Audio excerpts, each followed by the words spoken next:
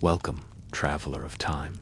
As you settle into your blankets, allow your breath to slow, your muscles to soften, and your mind to drift gently across the ages. Tonight, we slip quietly through the thick walls and wooden gates of a place seldom visited, not a battlefield, nor a palace, but something colder. We are going to prison. In ancient China, there is a certain stillness in ancient confinement, a rhythm of monotony. You will not find yourself amid chaos, not here. This was not a place of loud sentences or sudden executions, not usually. No, these were long corridors of delay, rooms of uncertainty, years suspended in the weight of waiting. The earliest Chinese prisons, far from the ideals of Confucian virtue and orderly governance, were places of silence and shame. You were not placed there as punishment. Punishment came later. No, here you waited to be judged for days, for months, sometimes for years. And what awaited you? Not the echoing clang of chains and dramatic cries you might see in stories.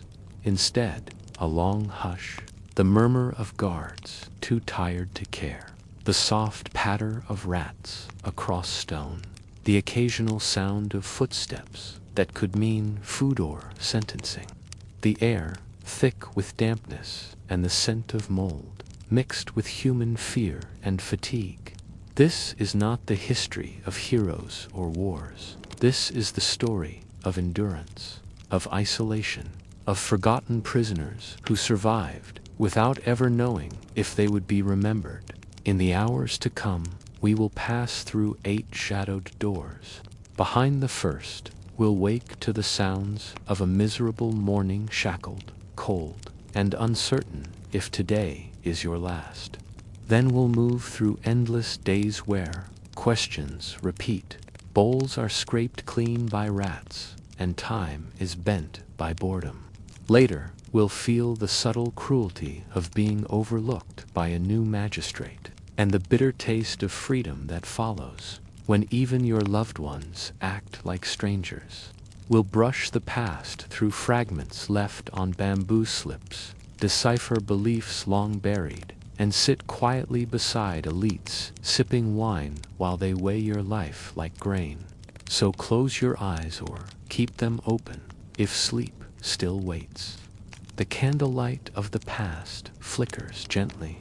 Its shadows stretch long across the worn floor of a prison cell somewhere deep in the early dynasties of China. There is no rush. Time here moves slowly, and so shall we.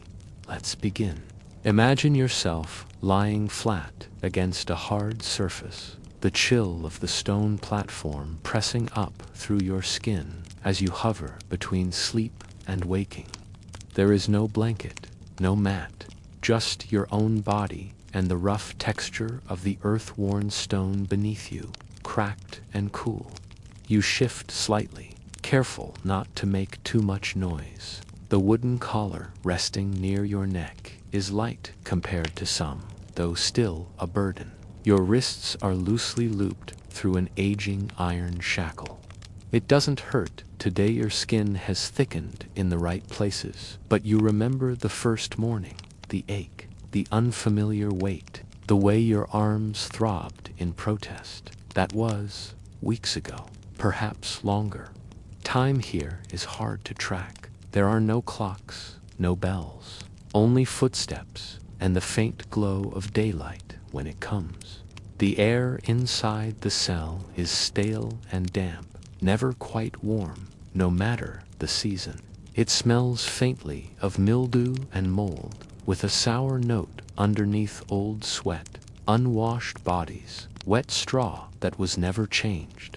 You have grown used to the odor, the way one becomes used to a stone in their shoe if they can't remove it. The scent has become part of the rhythm of your existence here, an invisible curtain that never lifts. Your own body contributes to it. You haven't bathed since your arrival, Aside from the occasional rinsing splash from the bucket the guards shove through the door every few days. Some men once tried to clean themselves with it, but the water was often already dirty. Now you use it sparingly, to wet your mouth, to keep your hands from cracking open in the dry cold. You no longer care much about being clean. It feels like a luxury for other people outside. There are no blankets, no pillows, no straw mats in your cell. The walls are thick packed earth, possibly mixed with clay, reinforced with wooden beams. A single narrow window near the ceiling lets in pale, indirect sunlight during part of the day. It is too high to see through, too narrow to climb through, but you stare at it often. When the light shifts, when dust floats through it in lazy spirals, you track its movement to mark the passing of time. You've come to recognize morning, midday, and evening, not by hunger or sound, but by the angle of those dusty rays. In the winter months, the light barely enters. In summer, it brings heat without warmth, shining onto the wall like a cruel reminder of the outside world. Some mornings begin with silence, others with noise. Today it is the sound of footsteps, heavy ones, followed by the sharp, uneven beat of wooden soles clacking on stone. The guards wear sandals made of rope or wood, depending on their rank and duty. You've come to distinguish them by their stride. One drags his feet, another has a short, fast step, nervous and impatient. Today, the dragger is on duty. He always takes a long time to pass by. He coughs frequently. You wonder if he's sick, but then again, you've wondered that about many things and never learned the answers. The prison is full of unanswered questions. Why you are still here, why your name hasn't been called, why some prisoners are taken away and never return, why the sick are not helped, and why the healthy become sick so quickly. You are hungry, but hunger has dulled from pain to presence. It is just another part of the day. Your last real meal was perhaps a rice ball with pickled greens, cold but intact. Your sister had paid to have it delivered, or so you'd thought. You never saw her. You only heard the guard mutter your name, kick your bowl toward you, and move on. She might still be sending food. It might be getting intercepted, or she might have stopped. You try not to dwell on it. You've learned that hope is a dangerous indulgence here, like laughter or dreams. Some men whisper at night, calling out names in their sleep. You do not. You've trained yourself to sleep lightly, without sound, always ready to wake at the sound of keys. You rise slowly. Your joints resist the motion, stiff from disuse, from the stone, from the position you must sleep in. You stretch one leg out at a time, careful not to pull on the shackle chain. There is enough give to sit, barely enough to stand. So you sit. That alone feels like a small freedom. Your back rests against the curved wall behind you, where others have sat before. You can feel the indent, where shoulders have worn down the surface over years. This place is old, built perhaps in the late Qin or early Han period. You're not entirely sure. Records are vague, and no one talks history here. The guards don't care, and the prisoners don't ask. But the structure feels ancient, solid, forgotten by time, except for the daily procession of bodies brought in and out through its wooden doors. In the far corner of the cell, a rat scurries across the floor. It is small and brown, with quick legs and glinting eyes. You don't fear it anymore. It has never bitten you. In fact, you almost feel companionship toward it.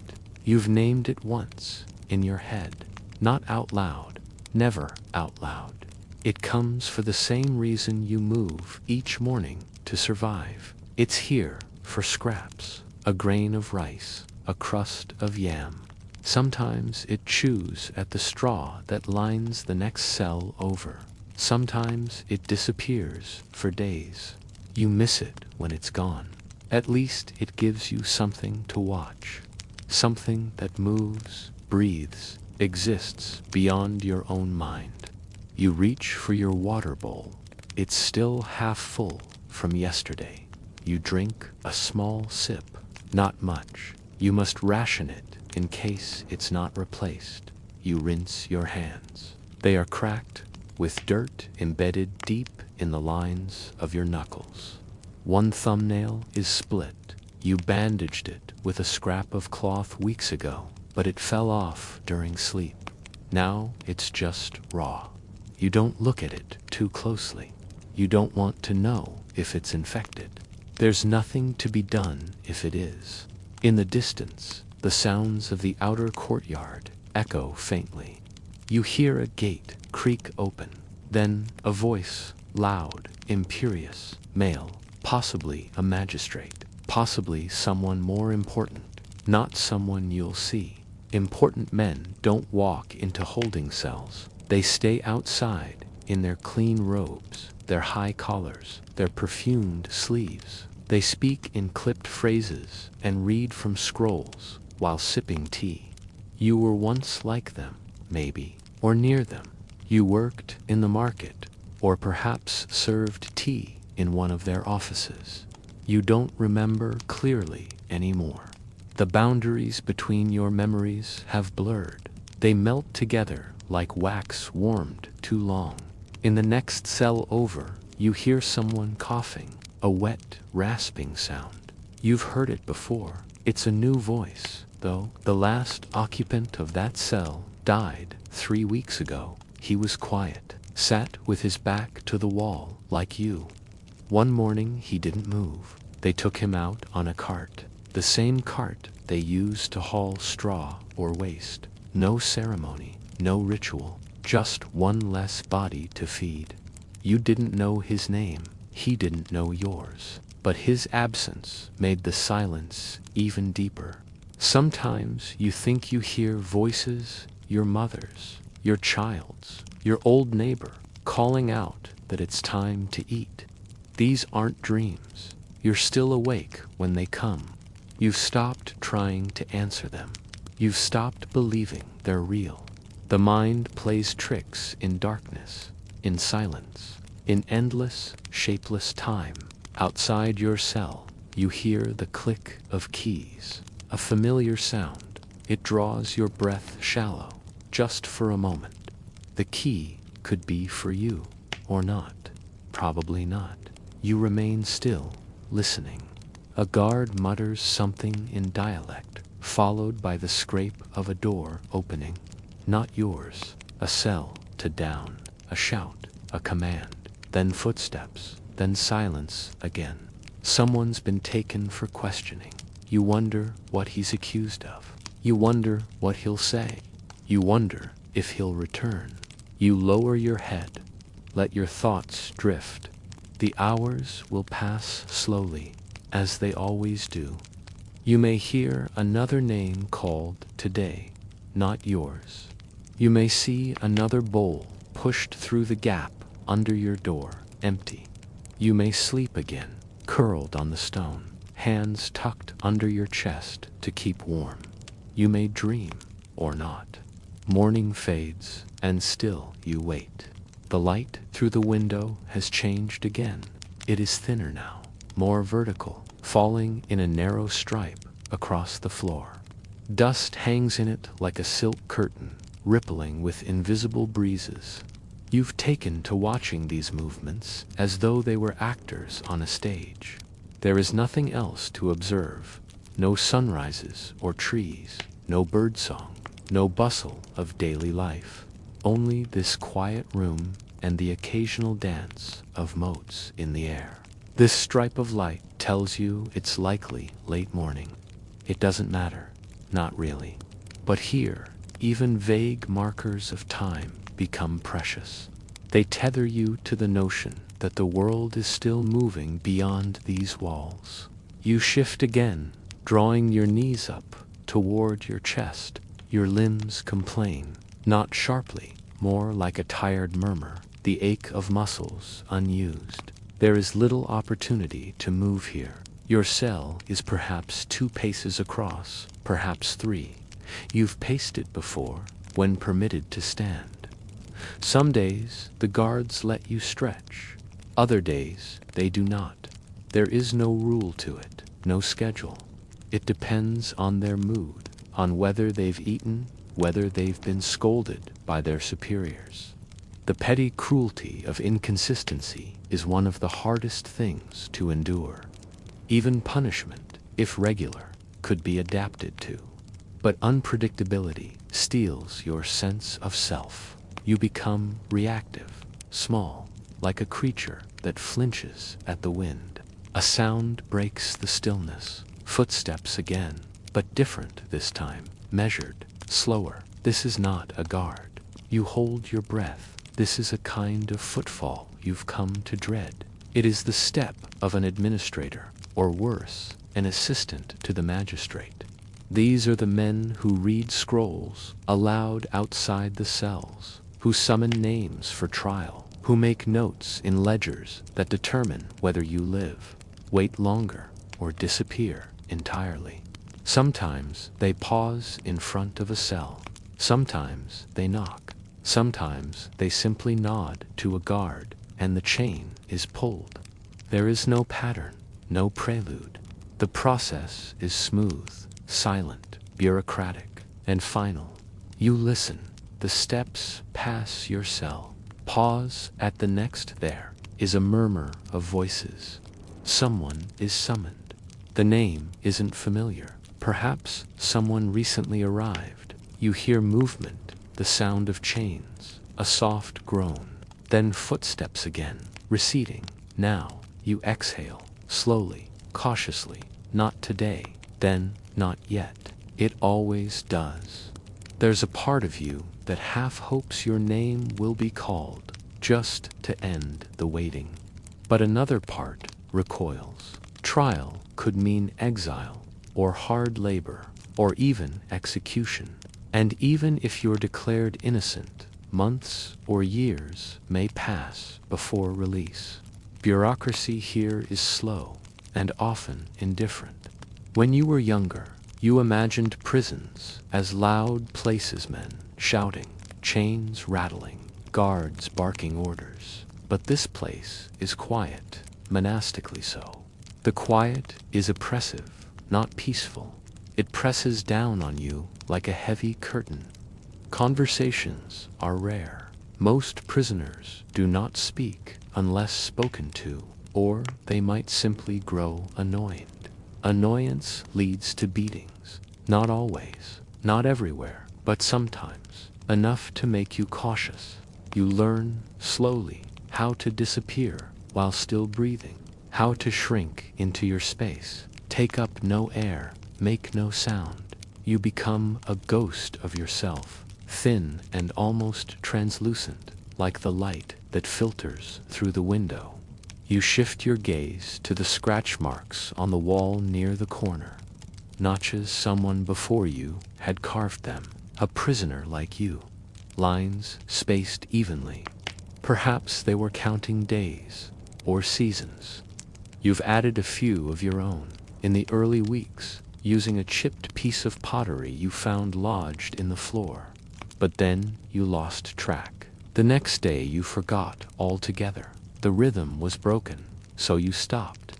Now the wall bears a calendar with no meaning, just a forest of lines, crossed and clustered, leading nowhere. In another part of the prison, a door slams. The noise echoes through the corridor like a thunderclap. You flinch involuntarily. Others do, too. You hear the shuffling of feet, a few gasps. Slamming doors are rare.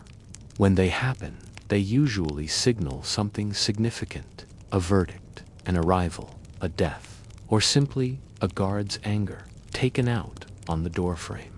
You wait for a cry or a scuffle, but none comes. Just silence again. The silence after the storm. You think of your name. It feels foreign now, like a word in a language you haven't spoken for months. No one calls you by it here. You're referred to as prisoner, or number, or nothing at all. You don't even hear your own voice much anymore. It's hoarse when you speak, unused. The words came slowly, the meter uncertain. You weren't sure if you remembered them correctly, but it didn't matter. The sound was soothing. You might do it again tonight. A thin sliver of shadow moves across the floor. The sun is past its morning zenith. Soon the light will fade. With the fading comes a shift in mood, greater restlessness among the prisoners. More shouts, sometimes, from those who lose track of time or sense. In the dark, fears grow louder. Movement attracts attention. Attention is dangerous. You recall something your grandfather once said, many years ago, long before this cell.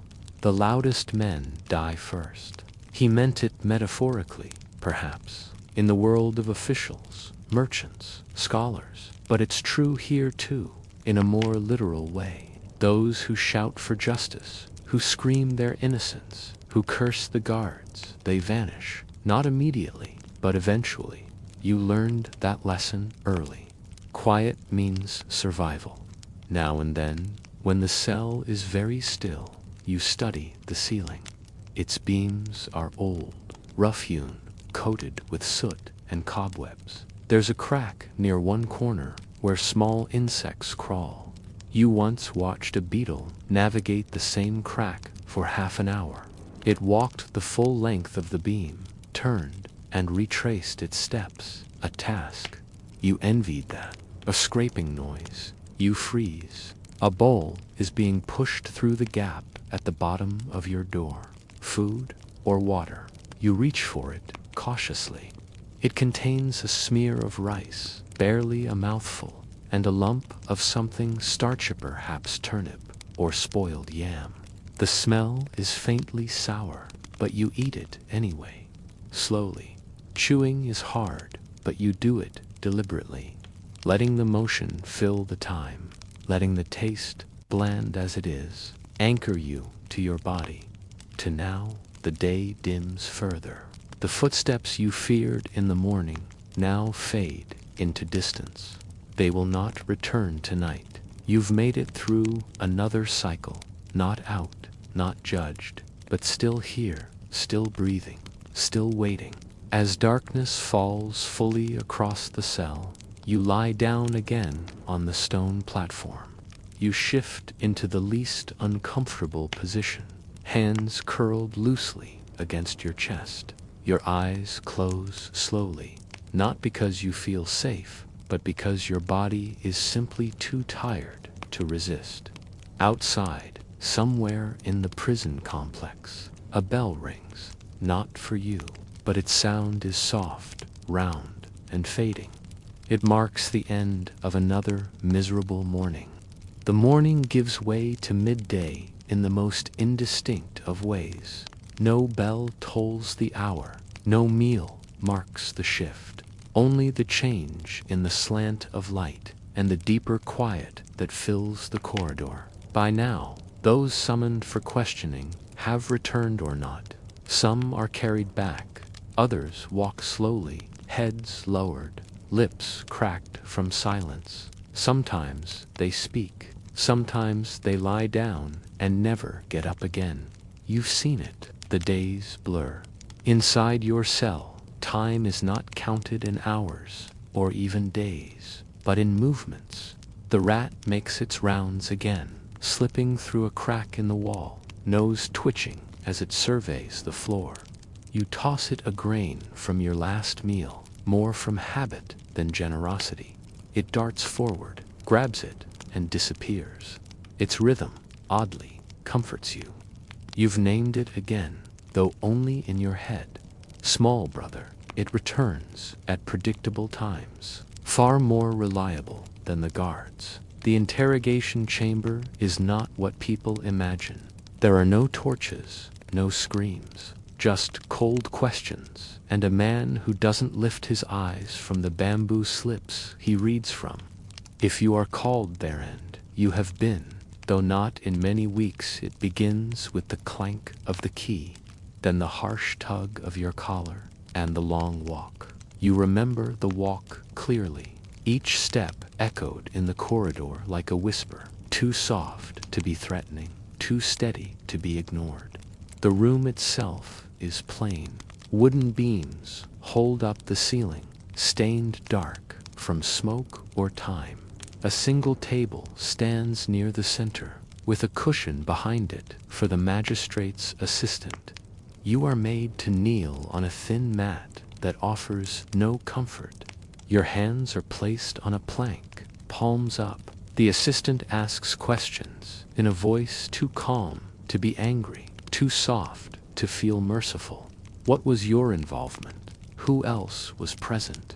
Do you dispute the report? Over and over, the same phrases.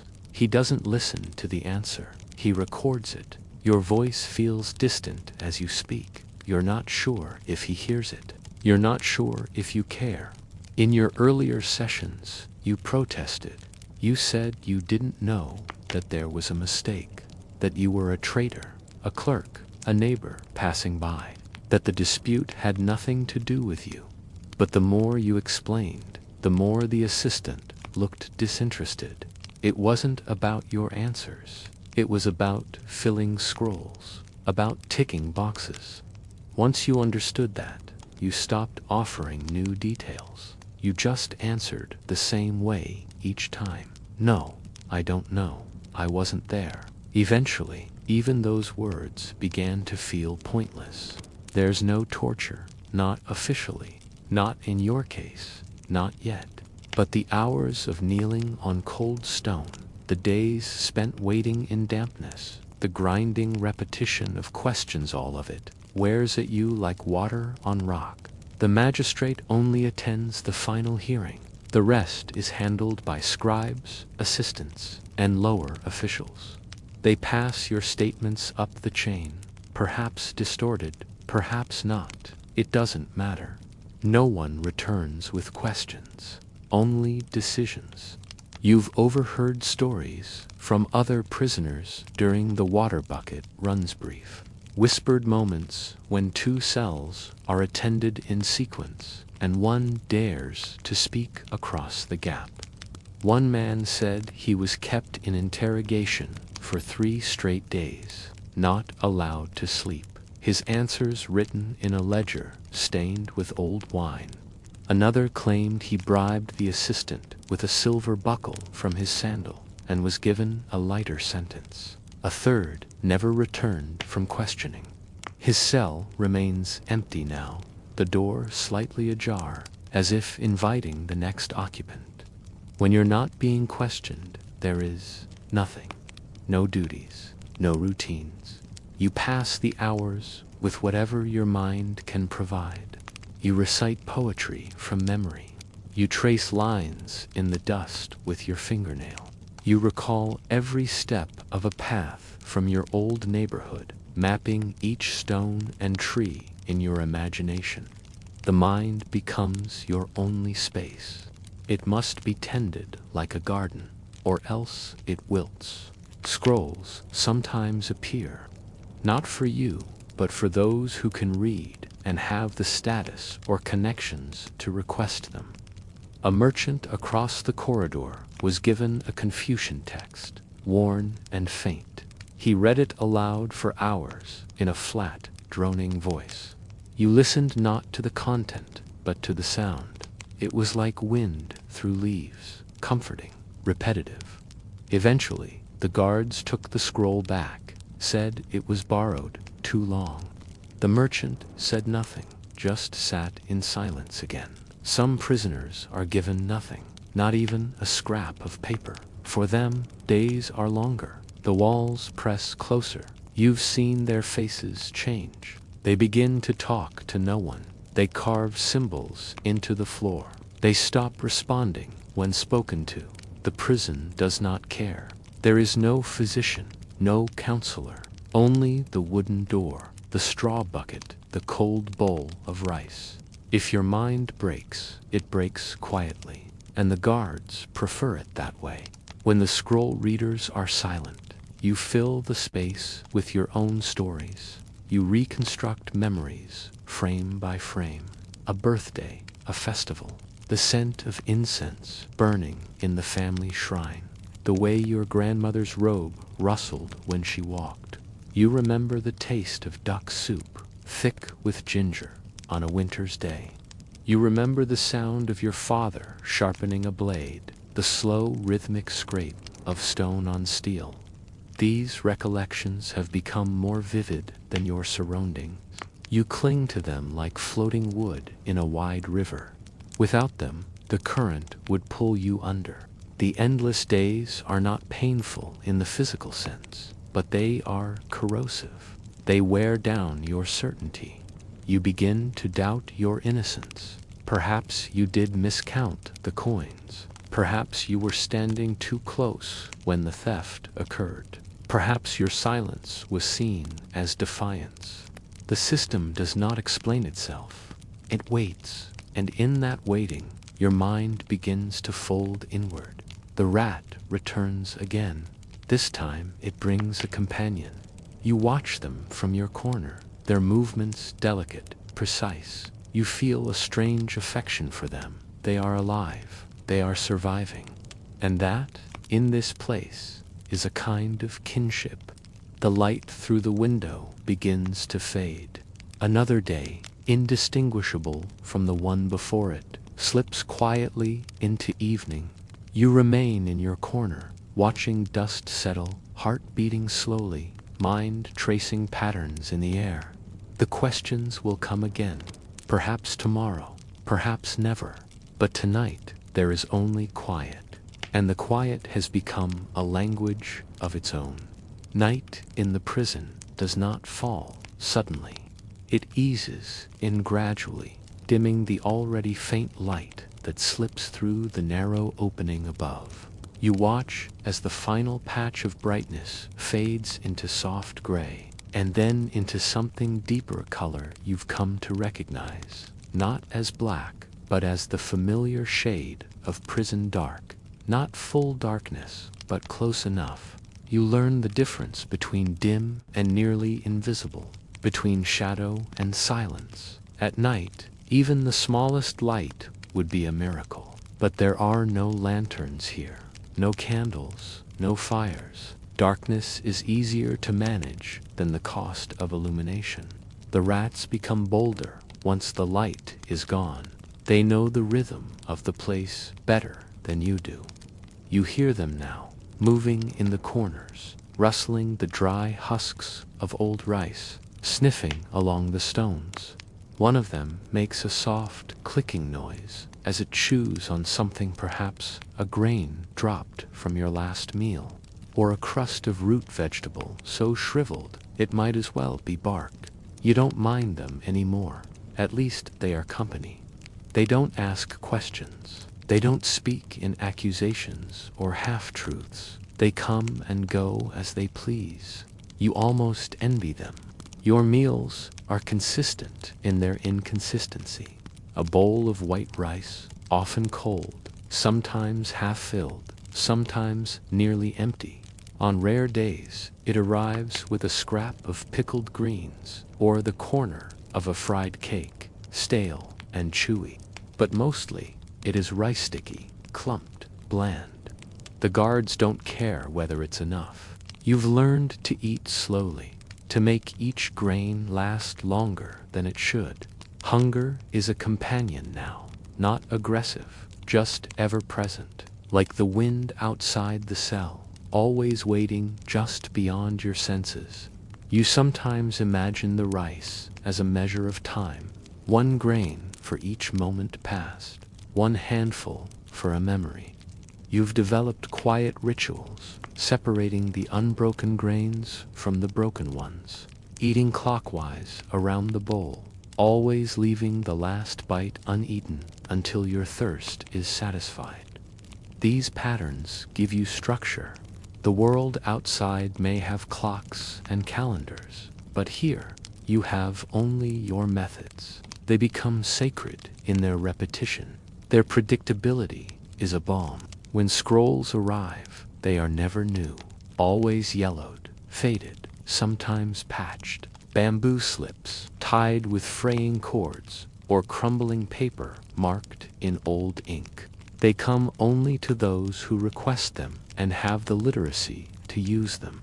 You do not request requests, are risks but once. A guard dropped one by mistake, a Confucian text, the Analects, or some version of it. You recognized the calligraphy immediately, even in its blurred state. The vertical strokes, elegant but restrained, lined like soldiers on parade. You held it in your hands for a brief moment. The weight of it, the texture of ancient bamboo, worn smooth by years of handling. You read the first line aloud, barely above a whisper. Is it not a pleasure to learn, and, when it is timely, to practice what you have learned? The words hung in the air like incense. For a moment, they didn't feel distant or lofty. They felt grounded, relevant, a strange comfort that Confucius had considered learning to be pleasurable, even in a world that must have contained its own prisons. The guard took the scroll back, grumbling that it had been dropped by mistake. But the words remained with you. That sentence echoed in your mind for days. Not because it promised pleasure, there is little pleasure here, but because it reminded you that someone, somewhere, once believed in the rhythm of learning, of practicing, of time used with intention. Here, time is something to be endured, not used. But the thought was gentle, and gentleness is rare. There was another scroll passed between two prisoners once, across a narrow ledge where cells nearly touched. A religious text, or perhaps a letter. The men read it back and forth in the evenings, taking turns murmuring its lines. You couldn't hear all the words, only the cadence. Low, slow, meditative. The guards didn't intervene. Maybe they didn't care. Maybe they couldn't hear it. Maybe they too found the sound soothing. Or maybe they understood that a mind given words is a mind less likely to break apart. You wonder what else people have read here. Poems, laws, prayers. You think of a favorite verse from your childhood, recited by your grandmother. The moon casts the same shadow on every home, but only the weary see its full shape. She used to say that on nights when the wind howled against the wooden shutters. You say it now, softly, to yourself, not as a prayer, but as memory. The moon here is invisible, but the phrase still fits. Some prisoners write if they're allowed ink. Few are, but those who can scratch characters into the dirt or carve them into the wood of their walls. Tiny symbols, mostly names, a single word, home, father, truth. You once traced a character in the dust with your toe, hope.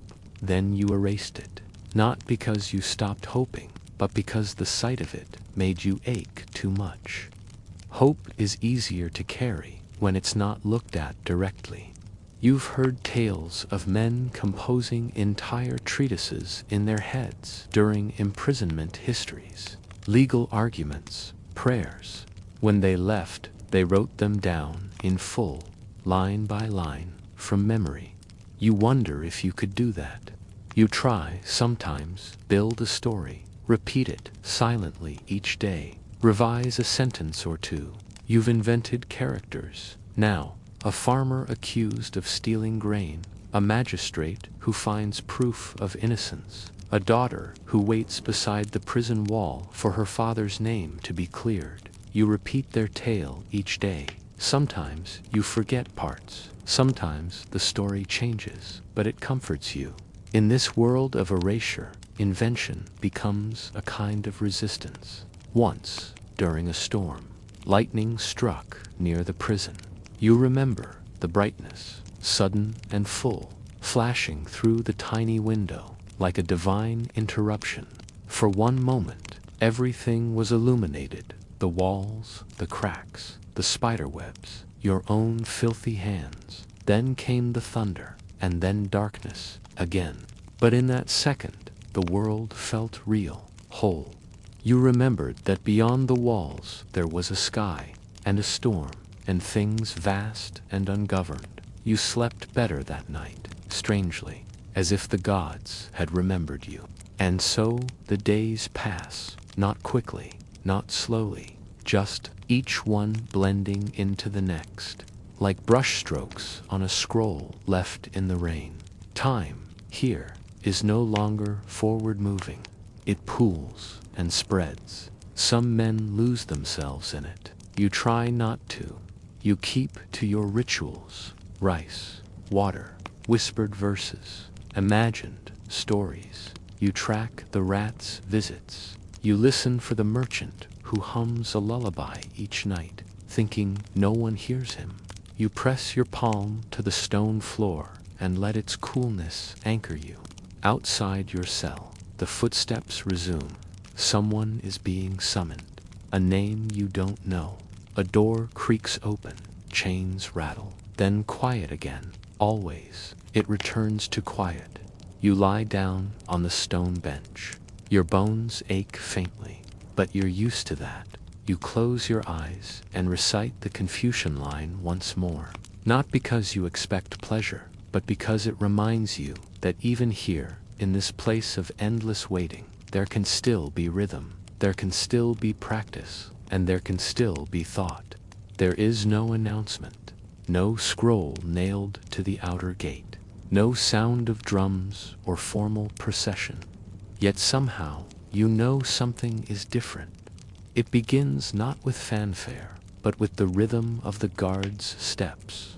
The first morning, they arrive earlier than usual. Their boots strike the ground in sharper, more deliberate patterns. A broom is pushed down the corridor, not hurriedly, but with a sense of quiet purpose. And though the prison remains dim and hushed, there is a whisper of motion, a tremor beneath the stillness. Something, or someone, has changed the direction of the wind. You overhear it first in fragments, as most news arrives in a place where no one speaks freely.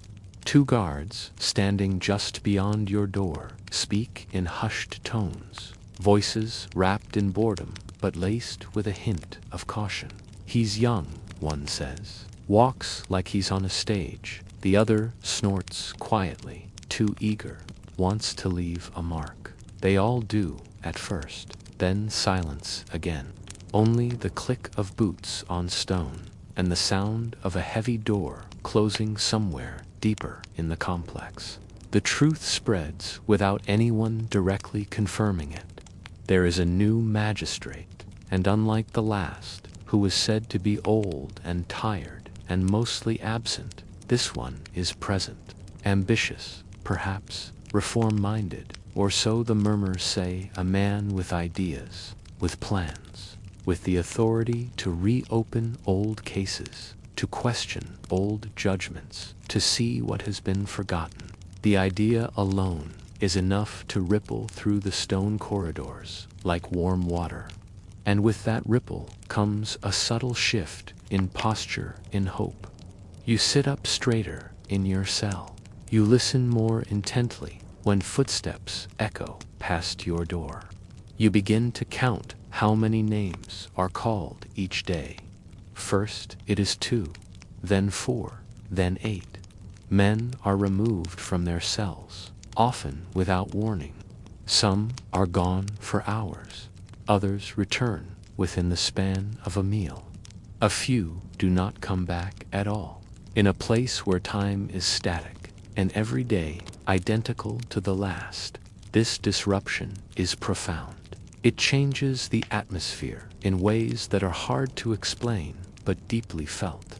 There is talk of scrolls being opened, of bamboo slips being carried through corridors by clerks with nervous eyes and ink-stained sleeves. of ledgers being dusted off, of records rewritten in neater calligraphy, of cases marked with the character for review. It is not loud talk, it is not safe talk, but even whispers have weight here. They fill the empty air like incense, lingering long after the speaker has gone. One morning, the man to cells to your right is taken. You have never spoken to him. You do not know his crime, but you know his habits, the way he coughs in the afternoon, the way he hums a single note before he sleeps. The door opens, a chain clinks, his footsteps fade into the corridor, and for the rest of the day, your cell feels colder, thinner. You wait for his hum to return, but it does not. Then it happens again. Another cell, another voice silenced, and another. You begin to wonder if your name will be called. You cannot help it. Even though you've long stopped believing in fairness or attention or rescue, a sliver of belief returns, thin as a reed, but strong enough to bend without breaking. You find yourself rehearsing what you might say if questioned. The events of your arrest, how they unfolded, who was present, what you said. You recall the face of the clerk who first accused you, the smell of incense in the tribunal hall, the damp wood beneath your knees when you offered your defense. The words come back not easily, but with effort, like pulling rope from a well. In the days that follow, the guards begin to behave differently, not kinder, but more controlled. They speak less. They do not kick bowls across the floor. They no longer urinate in the halls when they think no one is watching. It is as if they too are being observed, judged. They adjust their robes more frequently. One even bows as he enters the corridor, a slight, awkward gesture that seems out of place in a world of rot and dust. You take note of it, and it feels like a signal something above is moving. And still, you wait. You are not called the first day, nor the second, nor the third. You begin to count not just the footsteps, but the number of cells that have been opened. You estimate the number of prisoners remaining. You wonder if there is a list and where you might fall upon it. Were you marked with urgency, or deferred to the bottom, buried beneath more serious matters? Were you forgotten or deemed irrelevant? You consider the possibility that your scroll was lost entirely, that it fell behind a cabinet or was burned in a flood of older cases, that the scribe in charge of your file retired, died, or was punished for errors, that your name was smudged by water or wind, and now exists only partially missing the character for innocence or the character for your birthplace. These thoughts haunt you more than fear ever did, not because they suggest malice, but because they suggest absence. To be hated is one thing, to be unseen is something else entirely. Others return from their hearings in strange states. One man weeps softly for hours. Another smiles, unblinking, and mutters the same word over and over, released. A third says nothing, but moves with strange, sudden precision, as if trying to convince himself he still has control over his limbs. They do not speak of the magistrate directly, but their silence is telling. Some were pardoned, some reassigned to state labor. A few were simply told their cases were invalid. No evidence, no accuser, no record. Years erased by a single nod. You hope for that nod. You dream of it. A simple gesture, a hand raised, a fan folded, a seal pressed into paper. That's all it would take. You imagine your name read aloud by a clerk in an outer chamber. The magistrate, listening, frowning, lifting his gaze. This one, he says, still there, let him go. You replay the moment again and again in your head. A fiction, perhaps, but a comforting one. And then, one day, the footsteps stop. No more names are called. The guards resume their slower pace. The brooms disappear. The rats return, nosing at your bowl during the night. The silence deepens again, but it is a heavier silence. Not the stillness of waiting, but the stillness of conclusion. You feel it in your bones before anyone confirms it. The review is over. The new magistrate has moved on. He came, he reviewed, he judged, and he left. You were never called. At first, you do not believe it. You wait by the door longer than usual. You strain your ears for any sound. But days pass, then a week, then two, and slowly the belief that once floated within you begins to dissolve. Not with violence, not with bitterness, but with exhaustion. Like a lantern that burns its last drop of oil. You stop rehearsing your defense. You stop counting footsteps. You stop imagining the magistrate's face. You return to your rituals, folding, scraping, sipping, listening. But now they feel heavier, as if they too are aware that the tide has receded and left you behind.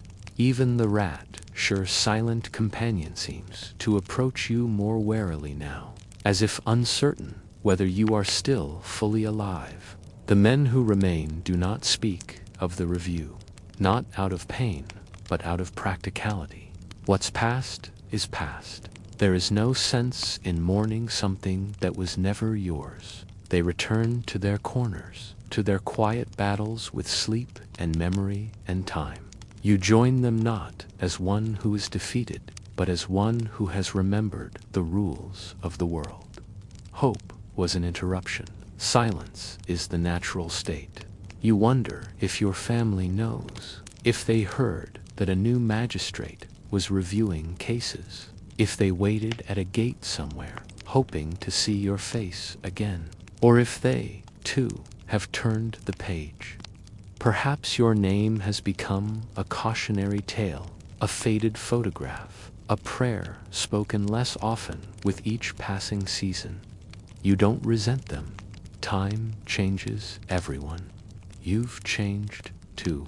Still, late at night, when the corridor is quiet and even the guards have vanished into their own slumber, you close your eyes and whisper the only sentence that still holds shape in your mind.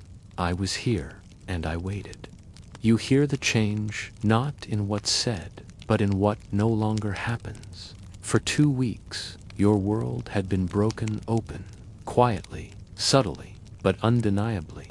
Every sound in the corridor brought the possibility of your name being spoken. Each unlatched lock, each click of a key, each murmured syllable beyond the threshold of your cell meant that your waiting might end, that the paper trail would finally catch up with your body, that someone, somewhere, was reading a record with your name written in the thinning ink of forgotten judgment.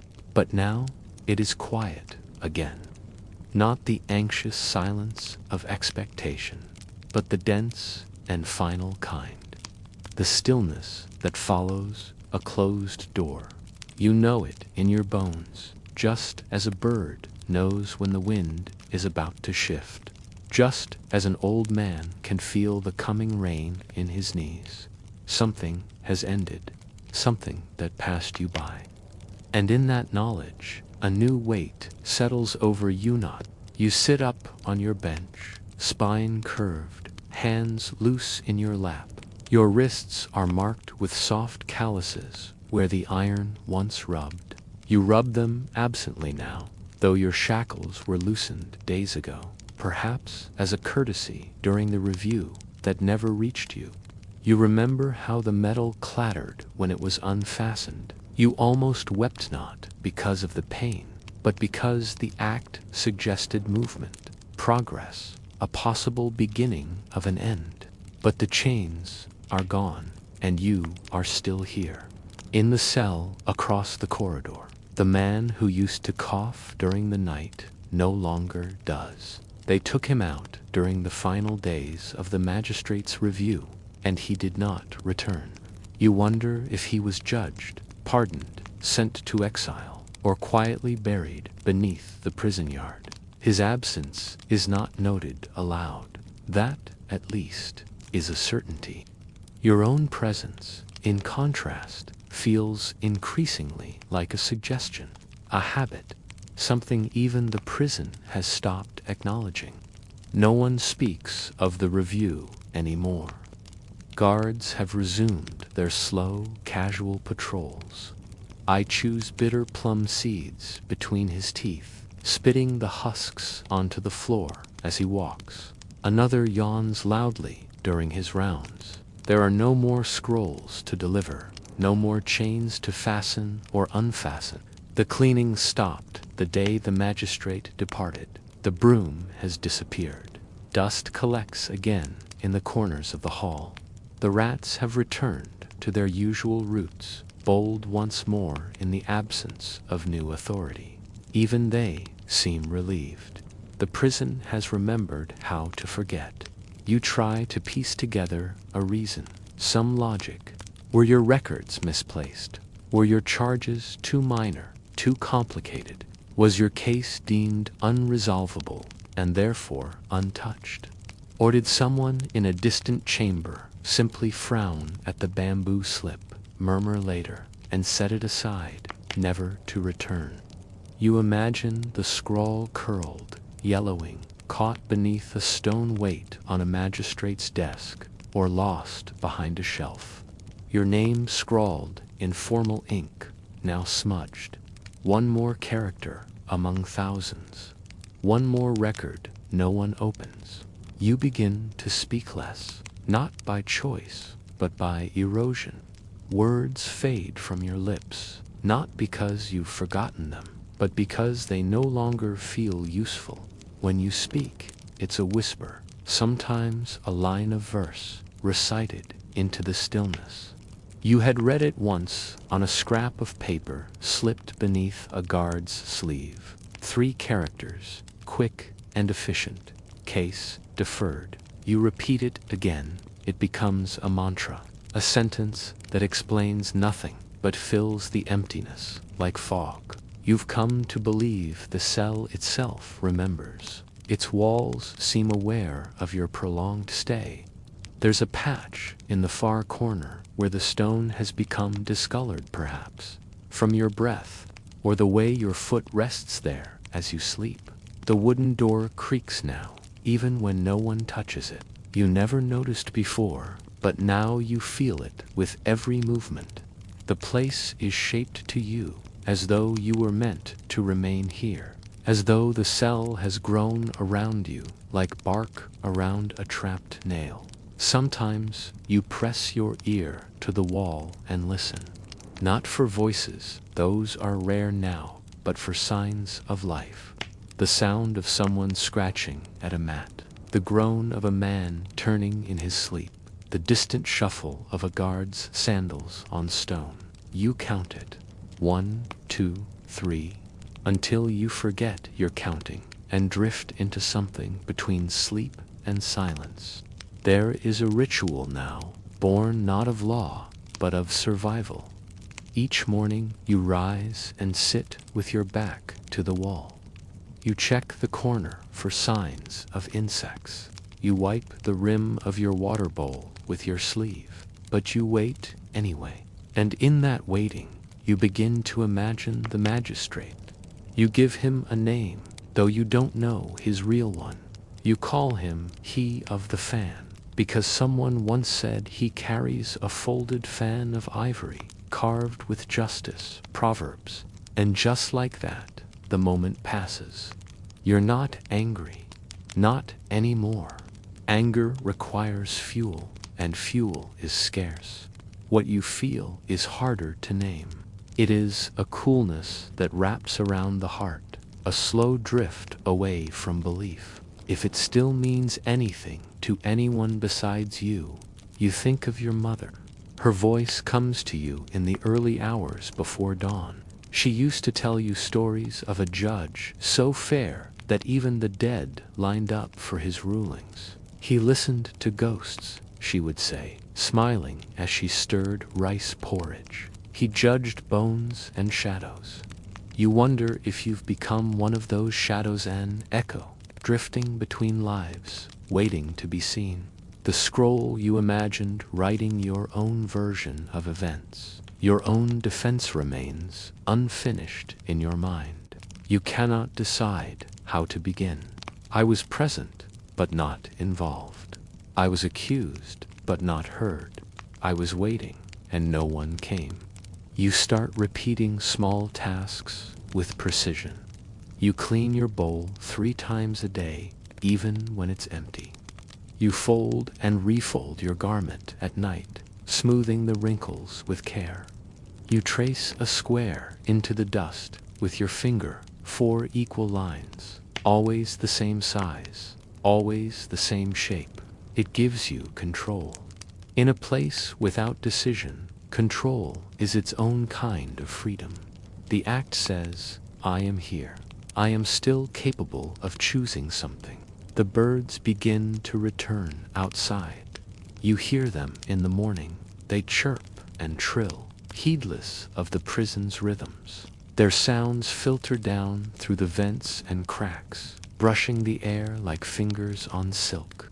Sometimes, when the wind is right, you catch the faint scent of something green, perhaps, a tree blooming just beyond the walls, or a patch of grass near the outer courtyard. It is faint, fleeting, but real. And in those moments, the cell seems less complete, less total. The review is over. The magistrate is gone. Your case remains untouched. But you are still here. You breathe, you count, you remember, and you wait. Imagine, if you will, the moment you step out of the prison, after what feels like an age stretched thin by endless shadows and silence. The great wooden gate, swollen from years of rain and neglect, swings open slowly on its ancient iron hinges. It creaks along, reluctant sound that seems to echo through the narrow stone passageways, like a sigh escaping centuries of confinement. The air greets you differently than before.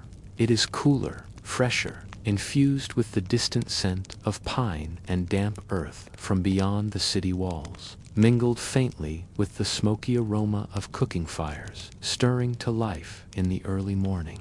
Your feet hesitate on the worn threshold, tracing the uneven stone steps, smoothed by the passage of countless prisoners before you. Each stone is heavy with memory, and you feel their weight in your bones. The cold air brushes your skin, prickling at the exposed parts of your face like tiny needles. You breathe in, slow and deliberate, letting the scent fill your lungs, as if tasting a world that has moved on while you remain still. The clothes you wear have been returned to Europe-spun hemp robes, patched carelessly but serviceably, still smelling faintly of smoke and dust. They hang awkwardly on your frame, foreign and ill-fitting after so long. The coarse fabric scratches at your skin, a constant reminder of the months, maybe years, you spent hidden behind stone and shadow. Your hands, once soft from a different life, are now roughened and calloused. Your feet bear faint scars from the cold floors where you slept. As the gate closes behind you with a final sonorous thud, a sudden silence falls, a stark contrast to the clamoring noises of the city just beyond. The prison courtyard is empty at this hour, bathed in soft gold light from the rising sun.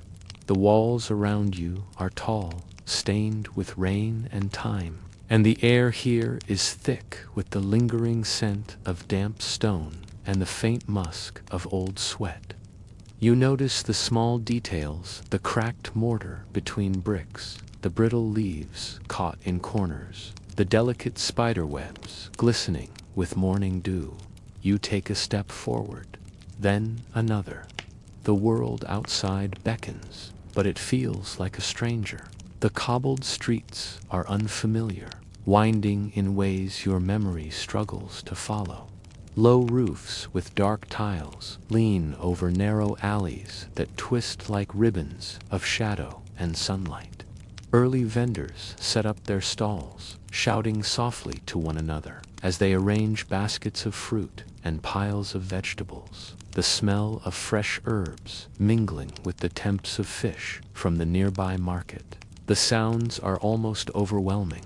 The clatter of wooden carts, the hum of voices rising and falling, the distant clang of a blacksmith's hammer striking metal. Life thrums in rhythms you once knew but have now forgotten. You pause, letting the cacophony wash over you, feeling both a part of it and apart from it. You move slowly through the streets, head lowered against the curious gazes of passersby. Some avert their eyes, others exchange whispered glances. You are a ghost here, a shadow among the living, marked by your absence. Your heart tightens as you sense the invisible line that separates you now from those who stayed behind: your family, your friends, your neighbors. You wonder if they recognize the figure shuffling through the streets, or see only the shape of someone changed beyond recognition. Eventually, you reach the small home you once called your own, nestled between weathered walls that lean inward protectively. The wooden door is cracked open, but the light inside is dim, filtering through curtains drawn to keep out the harshness of midday sun. You step cautiously across the threshold. The floor creaks beneath your feet, a soft protest against your unexpected return. Inside, the familiar scents are muted. The faint aroma of dried herbs and incense lingers in the air, but it carries a note of abandonment. Dust gathers thickly in the corners, disturbed only by the stray beams of sunlight that fall through cracks in the roof. Your eyes scan the worn furnishings, the wooden table scarred with years of use, the broken chair missing a leg, the earthenware pots cracked but still holding the remnants of last night's meal. You hear footsteps from a room beyond a soft, hesitant shuffle. A figure emerges slowly, your mother. Her face is drawn and pale, eyes shadowed with worry and fatigue. She moves as if through water, hands trembling slightly as she folds a cloth or presses rice cakes with careful precision. She does not greet you with words or embrace. Instead, her eyes avoid direct contact, flickering downward as if seeing something beyond you. The silence between you is thick, heavier than any wall. You search her face for a sign: love, relief, anger, pain, but find only the flicker of a memory struggling against the present.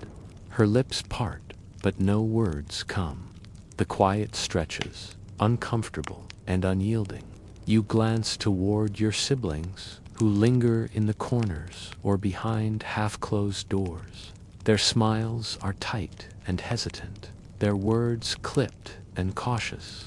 They speak as if you are a visitor passing through their lives, not someone who belongs. Your youngest sister pulls the sleeve of her robe over her hand, shielding herself from a chill you do not understand. Their eyes hold a mixture of fear, confusion, and something closer to grief, mourning for a version of you that they no longer recognize. You try to speak, to bridge the gulf with stories of survival, of waiting, of the slow passage of days measured only by the shifting light on stone. But your words falter on your tongue. How to convey the crushing weight of silence, the endless stretch of shadowed hours, the grinding loneliness of being forgotten inside the walls. Their eyes glaze, polite but distant, as if your tale is one they heard long ago and wish to forget again. Outside the small home, the village moves on without you. The marketplace buzzes with trade. The children's laughter echoes faintly in the alleyways, and the scent of jasmine drifts on the breeze. But to you, the world feels smaller, now compressed by absence, narrowed by the loss of belonging. You begin to understand the invisible chains that still bind you, the whispered rumors that follow your steps through the village, the wary glances exchanged in the markets, the unspoken questions that hang in the air like dust. What did he do? Why was he taken? Is he safe? But no one asks you directly. You carry the weight of unknown judgment, not only from the law, but from those you once called kin. Days stretch into weeks, and you settle into a new rhythm, one of quiet observation, cautious re-engagement, and slow healing. You sit by the fire at dusk, watching flames flicker and dance, feeling their warmth seep into your chilled bones. The comfort is brief, a fragile thread in a tapestry still woven with shadows. At night, as you lie on the hard wooden floor, you wonder if you will ever be whole again. The home that welcomed you back is a place of muted light and soft echoes, where memories hang like faded tapestries. You are both present and absent, part of a world that has continued without you, and yet not fully included. And still, you breathe, slowly, steadily, holding onto the fragile hope that with time, the fractures may mend, that the walls built in your absence might one day be crossed, that the hands that turned away might someday reach out. For now, the journey of return is just beginning. The world you step into after your release is a fragile, shifting place, a delicate tapestry woven from threads of familiarity and estrangement, hope and shadow. Each day stretches ahead like a quiet river, slow-moving but relentless, carrying with it the weight of absence and the faint shimmer of possibility. At first, the village feels like a place caught between two worlds, as if the boundaries between past and present blur beneath a soft, misty veil. The familiar sights, the cracked clay walls, the bent willow tree by the riverbank, the worn stone steps leading up to the small temple, seem touched by time's gentle hand, both unchanged and profoundly altered. The faces you pass carry memories you no longer fully share. Smiles hold hesitations, greetings are tinged with caution, and the laughter of children sometimes feels like a distant echo you struggle to grasp. The market awakens each morning with the sound of wooden carts creaking over uneven cobblestones and the murmur of voices bargaining softly over baskets of fresh vegetables and bundles of fragrant herbs. The air is thick with the mingling scents of ripe fruit, drying fish, and warm bread carried on the breeze like whispered invitations. Yet amid this life, you walk quietly, your presence acknowledged, but your story left unspoken, a shadow blending with the bright tapestry of daily life. Your family's home, once a sanctuary, now seems cloaked in quiet tension. The wooden beams creak gently overhead. The flickering shadows cast by oil lamps dance along walls painted with faded murals of blossoming plum trees. Yet beneath this familiar warmth lies a palpable distance. Your mother's eyes meet yours only briefly before shifting away, her hands trembling slightly as she folds cloth or sets the table with deliberate care. The soft cadence of her breath fills the small rooms, a steady rhythm underscored by silence. Your father sits quietly by the hearth, the lines on his face deepened by years of worry and hardship.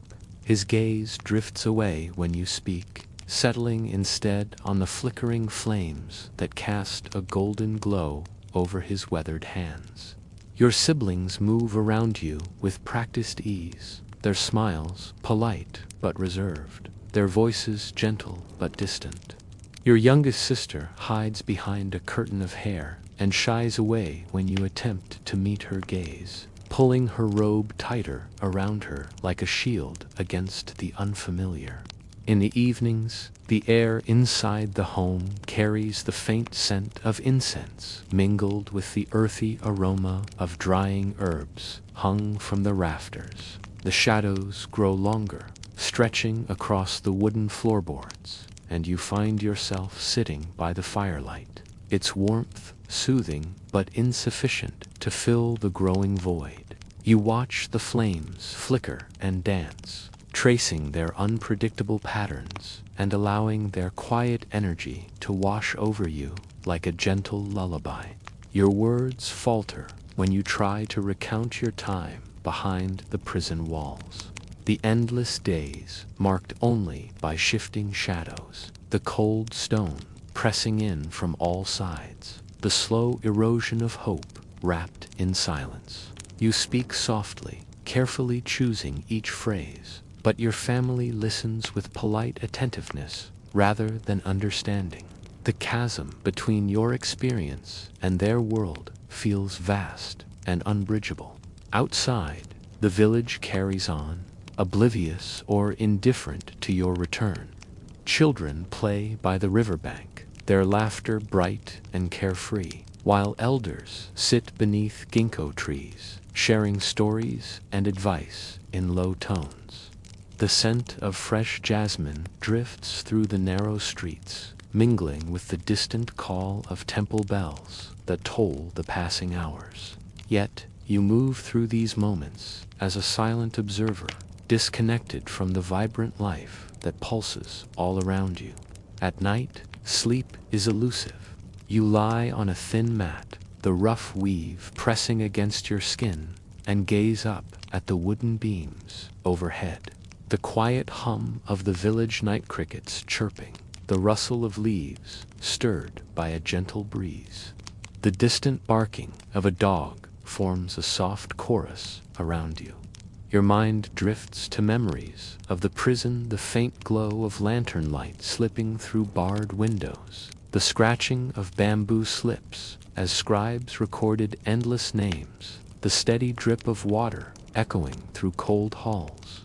You whisper names in the darkness, friends lost, voices silenced, faces blurred by time. These soft invocations become your secret ritual, a tether to the past that refuses to be forgotten. The names float into the night air like fragile lanterns, illuminating the shadows with quiet remembrance. Your days are marked by small acts of courage. You tend a patch of earth outside your home, coaxing tender shoots of greens and herbs from the soil. The rough texture of the earth grounds you, the scent of fresh leaves, and turns soil a balm to your restless spirit. Each seed you plant is a silent promise to yourself, a vow of renewal, persistence, and hope. Occasionally, a neighbor leaves a basket of fruit or a freshly baked loaf at your doorstep, a quiet gesture of solidarity without words. Children sometimes offer shy smiles or curious glances from behind fences, their innocence unburdened by the village's whispered suspicions. A distant relative may pause briefly in the street to ask if you need help, their eyes kind but guarded. These small sparks of connection kindle warmth inside you, fragile but persistent flames against the cold backdrop of isolation.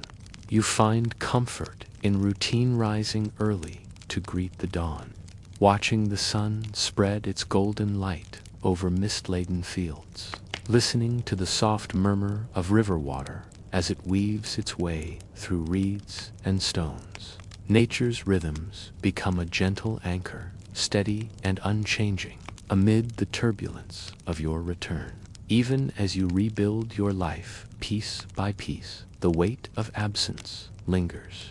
The village whispers persist questions about your past, silent judgments, cautious avoidance. You carry these shadows with quiet dignity, refusing to let them define you. Your body remembers the prison's chill, your mind the endless hours of waiting, your heart the fragile hope that once flickered and waned. Yet you remain here, steady and patient, learning anew how to weave yourself back into the fabric of the world. You walk softly beneath the sprawling branches of ancient trees, your footsteps gentle on the earth. You breathe deeply the scent of rain-soaked soil and blooming flowers. You listen to the steady cadence of life, the rustling leaves, the distant song of birds, the ebb and flow of human voices, rising and falling like the tide. Night after night, under the vast, star-strewn sky, you find peace in the quiet communion with the cosmos. The cool light of distant stars soothes your restless spirit, a silent reminder that even after the longest darkness, dawn will come again. This is your journey, the slow, fragile, unhurried return, not marked by triumph or fanfare, but by the steady, gentle rebuilding of trust, belonging, and hope. It is a path walked with quiet strength, patience, and the resilient grace of a soul determined to heal. Imagine yourself standing in a dim archive room, long forgotten by the world beyond its doors. The air is thick with stillness, the kind that settles in places untouched for decades, even centuries. Here, there are no windows to let in sunlight, only the flicker of an old oil lamp set low on a carved wooden table. The light shimmers across endless rows of tightly packed shelves, each one bowing slightly under the weight of time and the burden of memory. In this quiet, sacred space, bamboo slipstin, rectangular strips once used by clerks and magistrates across the empire wait in solemn silence. They are not ornate or decorative. They are simple, utilitarian, unassuming, and yet each one holds the quiet echo of a person who once lived, once suffered, once waited. These slips are dry to the touch, their surfaces smooth and cool, aged to a soft yellow-brown like pressed autumn leaves. The ink has faded over the centuries, turning from deep black to pale brown, but the careful strokes of the characters remain etched with deliberation. Some lines curve confidently, precise and practiced, the hand of a seasoned scribe. Others shake subtly, betraying haste, fatigue, or even fear. Each line tells more than it says. You run your fingers lightly across the surface of a row of slips bound together with old hemp cord, and though you cannot read the characters immediately, you can feel their weight, the gravity of their contents, pulling gently at your curiosity. These were prison records, not records of crime and punishment in the dramatic sense, but in the bureaucratic, meticulous, quietly devastating form practiced by early imperial administrations. In particular, these slips come from the Han Dynasty, a time when written law had become an instrument of empire, and when paper had not yet displaced bamboo as the preferred medium of statecraft. Bamboo was durable, widely available, and suited the administrative needs of a sprawling state. But for the prisoners listed here, bound in ink and cord, the medium mattered less than the message. On these slips are names, offenses, assigned punishments, locations, and often updates, transfers, deaths, releases, or appeals denied. But it's not always names. Many are anonymous, recorded by physical descriptions or family relations. Man of 26 years, one might read, from the Southern District, accused of withholding grain tax. Another, more chilling in its simplicity, reads, woman, age unknown, accused of harboring a fugitive. There are no surnames, no personal histories, no voices to accompany them, only the cold brevity of bureaucratic categorization. And still, their presence lingers. the quiet resistance of existing only in faded ink on thin bamboo, bound together and stacked away, perhaps never to be seen again. You imagine the magistrates who compiled these records, seated cross-legged on woven mats in cramped chambers filled with the rustle of writing, their brushes dipped in ink made from soot and pine resin, the scent faint and clinging. The slips would be laid in orderly rows as dictated by legal protocol. Each character written would be inspected, each document tied, rolled, and shelved with a diligence shaped by the Confucian ideal of proper order and the legalist demand for strict control. Every brushstroke was an act of statecraft, every slip a document not only of a prisoner, but of a moment when an individual life brushed against the machinery of imperial authority. Some slips are thicker than others, bearing more entries, repeated charges, prolonged detention, unchanging fates. Others contain only a single notation: executed, died, awaiting judgment, released in the margins. You sometimes find small personal notes added by low-ranking clerks. These might mention the demeanor of the prisoner, quiet and obedient, or refused food for 3 days. Occasionally, a slip is marked with a faint red dot near the top corner, a subtle but chilling indicator of status, perhaps meaning dangerous, awaiting corporal sentence, or foreign origin. The codes vary, and their meanings have faded with time, but the slips remain, patient and enduring. Dust coats many of the bundles. The cords that hold them together are brittle, some having snapped entirely, scattering loose slips into unlabeled boxes or across shelves whose original order is now unknowable. And yet, archaeologists and scholars who have uncovered such troves of in from dry cave caches or buried imperial storerooms speak of their power. In quiet museum labs and restored libraries, these fragments are cleaned gently with soft brushes, then photographed and scanned. Scholars painstakingly reconstruct names and timelines, connecting slips separated by centuries of decay, a process that takes years, even lifetimes, to restore a single voice. There are slips that tell of mass incarcerations following uprisings or famines, dozens of names, or unnamed persons listed together with notes like arrested en route from displaced region, or held indefinitely pending imperial instruction. Such records tell of social crises, of floods and war and collapse, of how people caught in the margins of empire became numbers, quiet reminders of the state's fragility and the cost of holding order.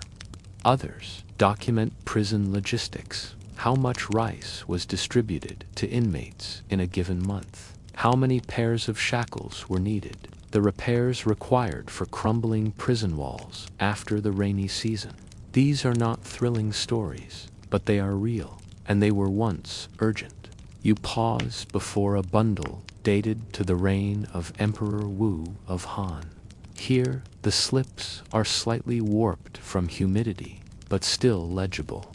One prisoner's file spans 7 slips: accusation of tax fraud, refusal to name accomplices, sentence to 10 years of hard labor, revaluation after 3 years due to injury, denial of pardon, and finally, a final entry: case closed, no longer present. The phrase is quiet, even vague. It does not say dead nor released, only no longer present. It is the kind of bureaucratic phrasing that could mean many things, none of them necessarily hopeful. And yet, even in that lack of clarity, a story lingers. Not a dramatic one, but a story nonetheless. Another slip reads simply: minor boy, 13 years. Awaiting outcome. No crime listed. No further detail. A child's presence in such records raises questions the ink does not answer. Was he truly guilty of anything? Was he collateral in another's accusation? Was he ever judged or simply forgotten in the growing files of an overburdened district office? The slip is dry, delicate, no longer than a man's finger, but it stays with you long after you've moved on. And among the slips, sometimes, just sometimes, you find fragments of mercy.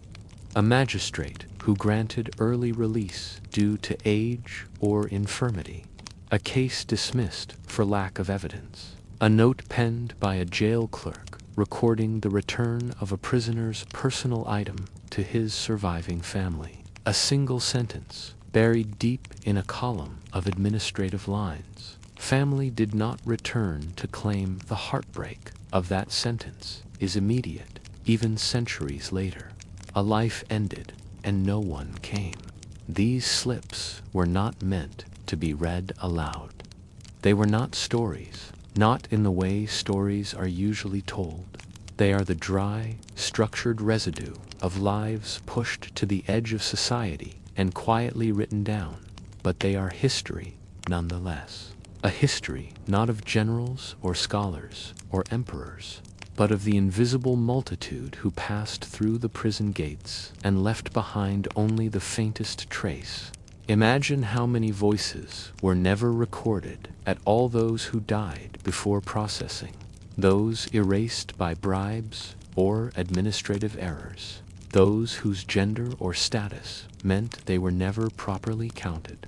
The bamboo slips are powerful not just for what they say, but for how much they leave unsaid. The spaces between the lines hum with silence, a silence that stretches across centuries. You step back from the shelves now, your fingers still tingling from contact with the past. The oil lamp flickers lower.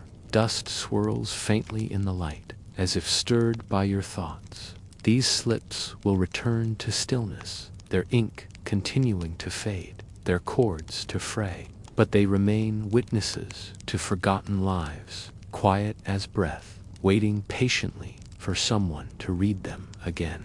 Even after you leave the arc of real or imagine, the memory of those bamboo slips lingers. They follow you, not in sound or speech, but in the shape of their silence. Long after the doors have closed and the lamp has been extinguished, you still feel the echo of what you read and what you could not read. The stories without endings, the names without faces, the lives defined only by brief marks made centuries ago by hands no longer living. It is a silence that stretches across dynasties, gently and without anger, a silence not born of forgetting, but of not knowing. The physical nature of these ancient records invites reflection. Bamboo, unlike paper, is tactile, dense, resilient, and segmented. It does not flutter like a leaf. It clacks softly when handled, the sound low and rhythmic, like the measured breathing of a sleeper. Each slip was once soaked, polished, trimmed, and inscribed with deliberate care, then strung together with silk or cord. The act of creating a file was physical labor, the act of reading one, a small ritual. One could imagine the quiet creak of a wooden shelf being opened, the careful untangling of cords, the unrolling of a bundled case. Knowledge here did not come fast. It arrived slowly, line by line, character by character, under the patient gaze of an official or clerk, perhaps squinting in lamplight while outside the wind stirred the trees in the prison courtyard.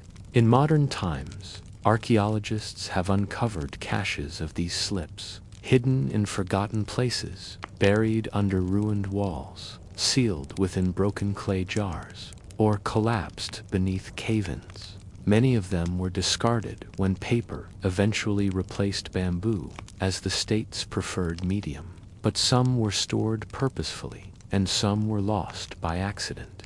These caches often surface far from the capital, in small outposts and border towns, places where the machinery of law ground on slowly, long after edicts had traveled from the imperial center. In these places, the slips remain stubborn, still legible, even when the buildings around them have crumbled into sand.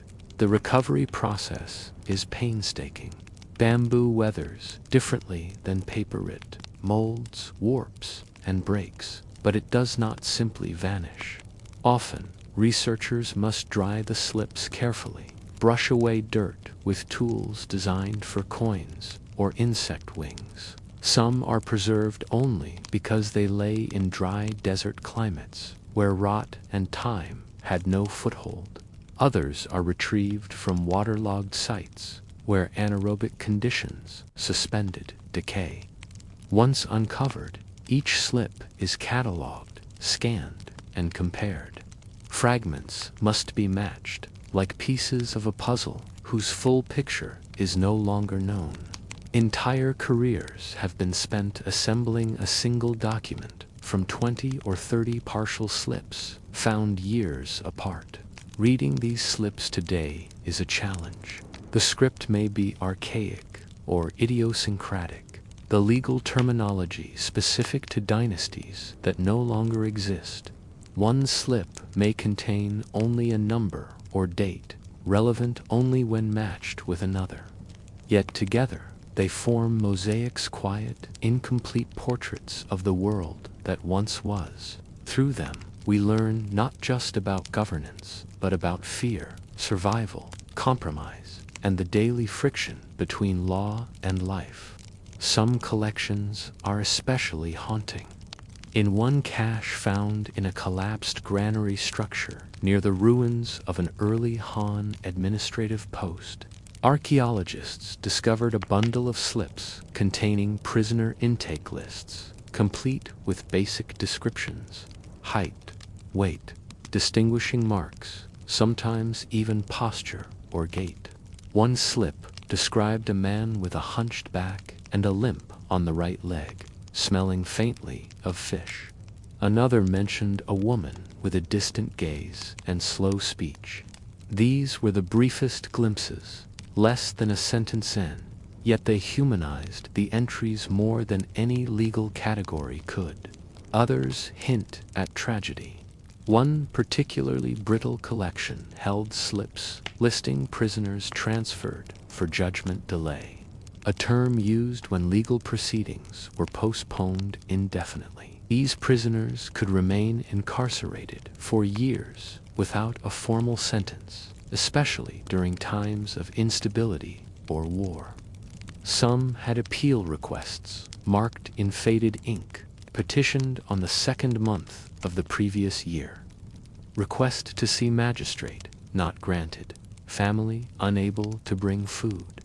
These marginalia, written perhaps by sympathetic scribes or overworked clerks, are not official records. They are side notes, almost whispers, made by someone who knew the likelihood of release was slim, but who wrote the words anyway.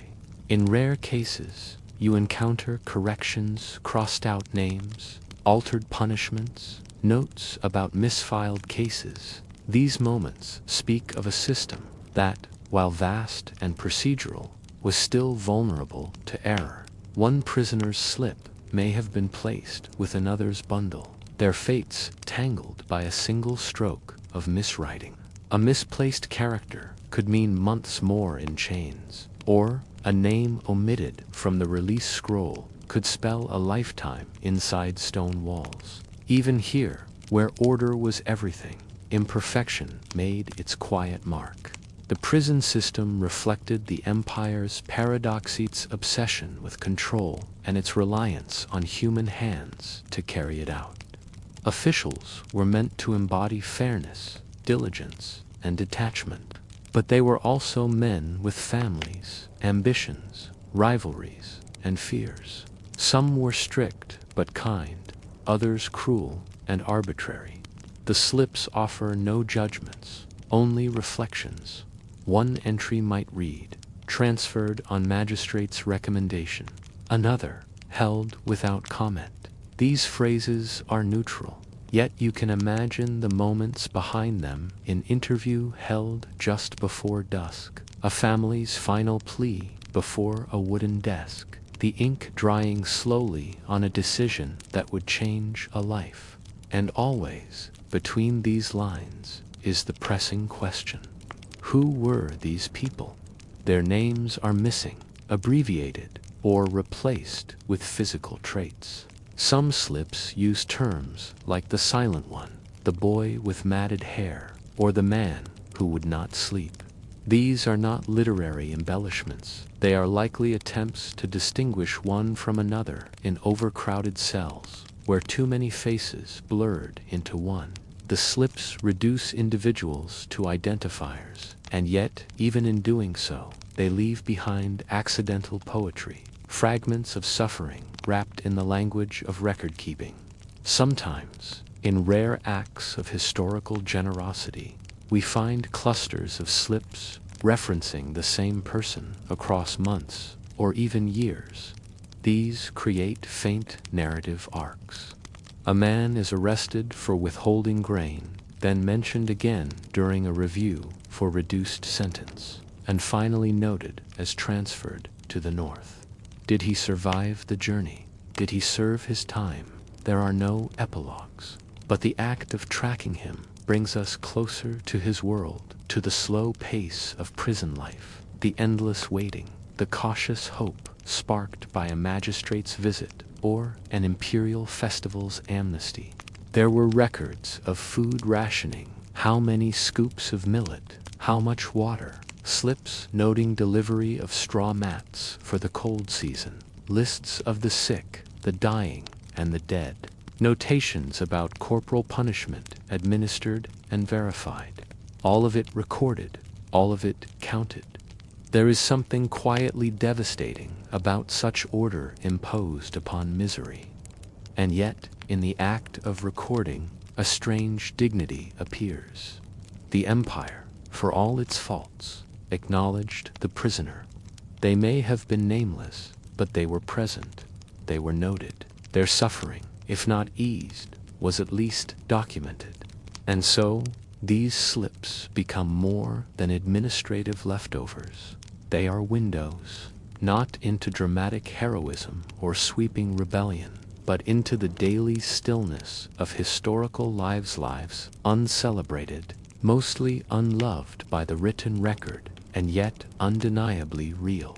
In the faded ink of bamboo strips, we find not answers, but the quiet persistence of presence, of being, of surviving long enough to be written down.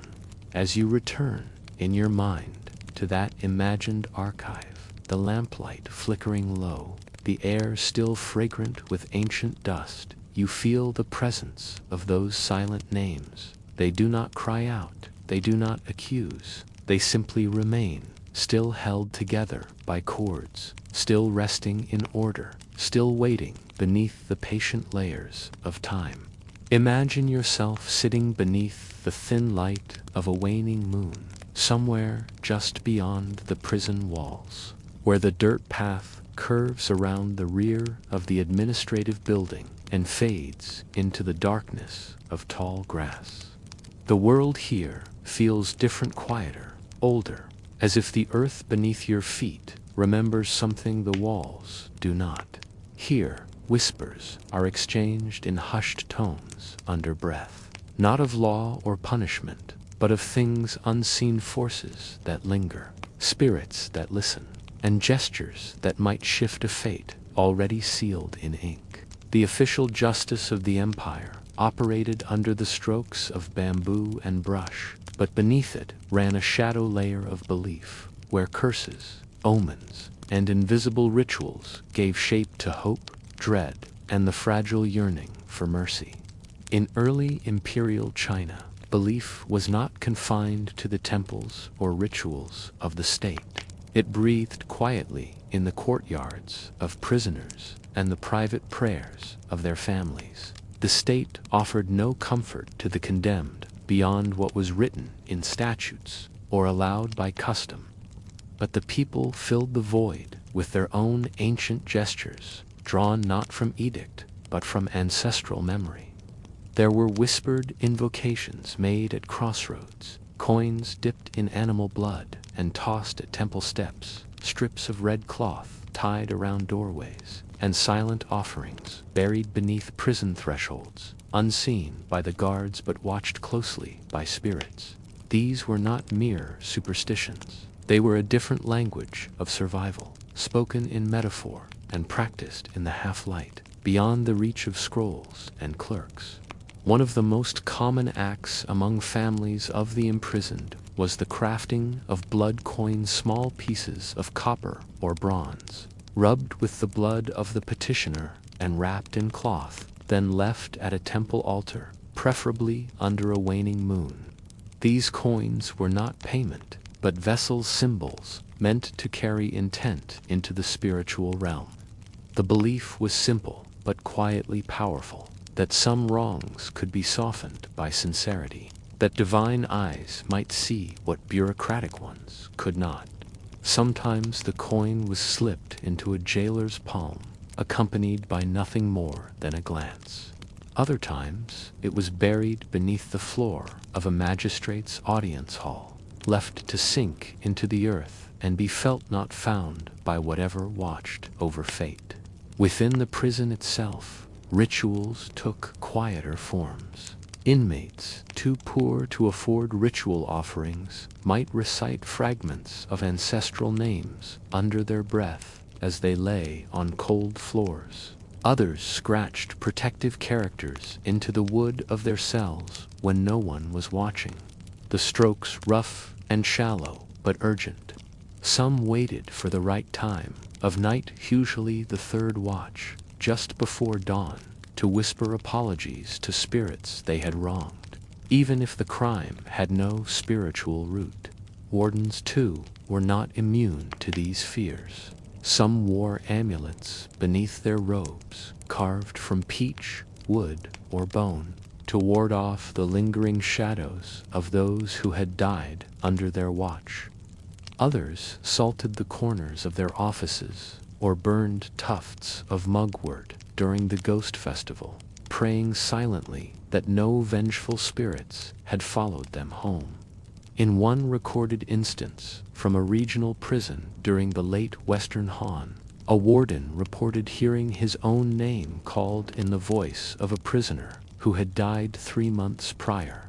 No complaint was filed, but 3 days later he resigned his post and returned to his home province, citing seasonal illness in his farewell scroll.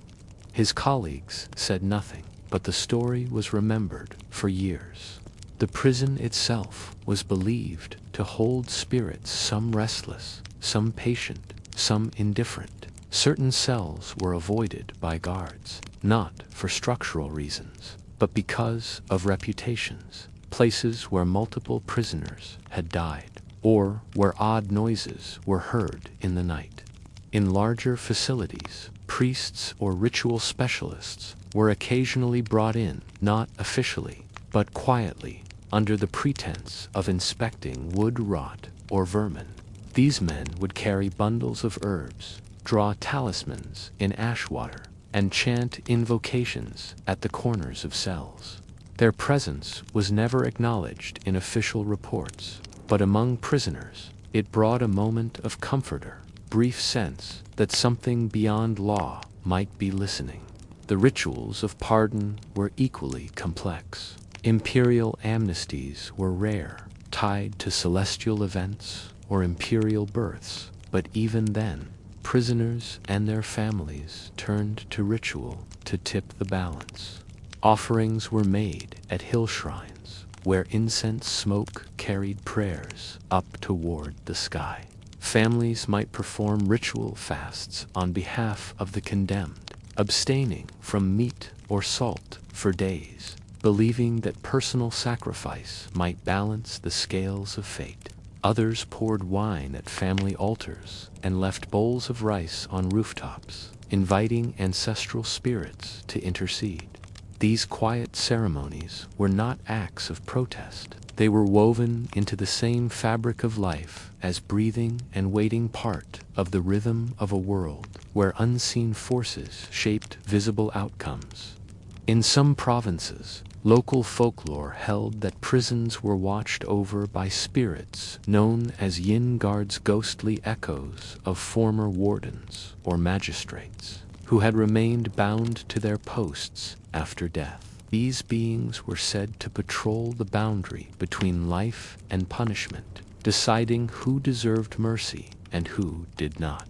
Tales of them appeared in scraps of oral history, in lullabies sung by mothers whose sons had disappeared into cells, in painted charms nailed to doorposts. Whether true or not, these stories gave shape to a justice beyond human hands. There was a delicate interplay between belief and fear. Guards avoided stepping over prisoner shadows at dusk. Prisoners whispered apologies to unseen presences when eating their ration of rice. Water brought from wells was sometimes sprinkled around cell doors before meals, not for cleanliness, but to confuse malevolent spirits that might enter.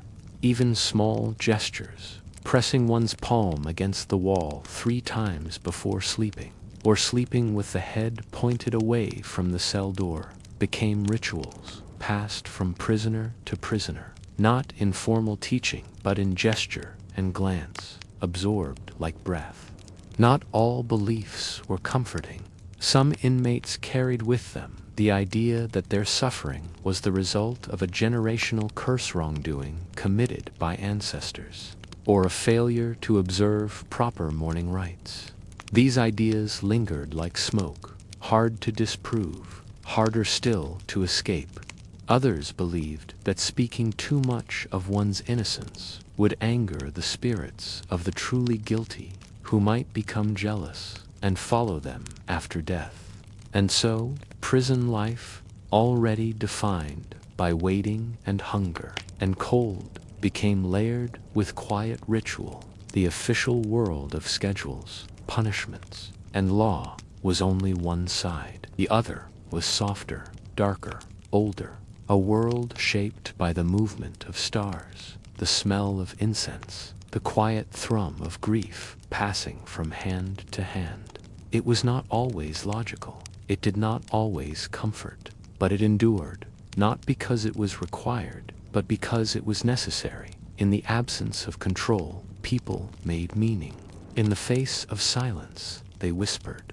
Far from the capital cities and their bronze gongs and courtyards polished with ritual order, the rural prisons of ancient China often became quiet laboratories of belief. These were places where the written scroll and the sacred talisman stood side by side, where ink recorded law and ash recorded hope. When you move beyond the magistrate's bench and into the village lanes surrounding the prisons, you find a different kind of justice at work, one shaped not by codes, but by the pulse of the seasons, the tilt of the moon, the way wind moves through reeds at night.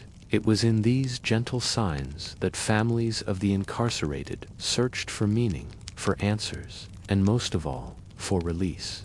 Many families believed that the spiritual condition of a prisoner could decay just as surely as the physical body. As the days wore on and the mind frayed beneath the weight of confinement, it was said that the soul might weaken, becoming susceptible to infiltration by gooey, restless spirits, drawn to the grief and anger that clustered in the corners of holding cells.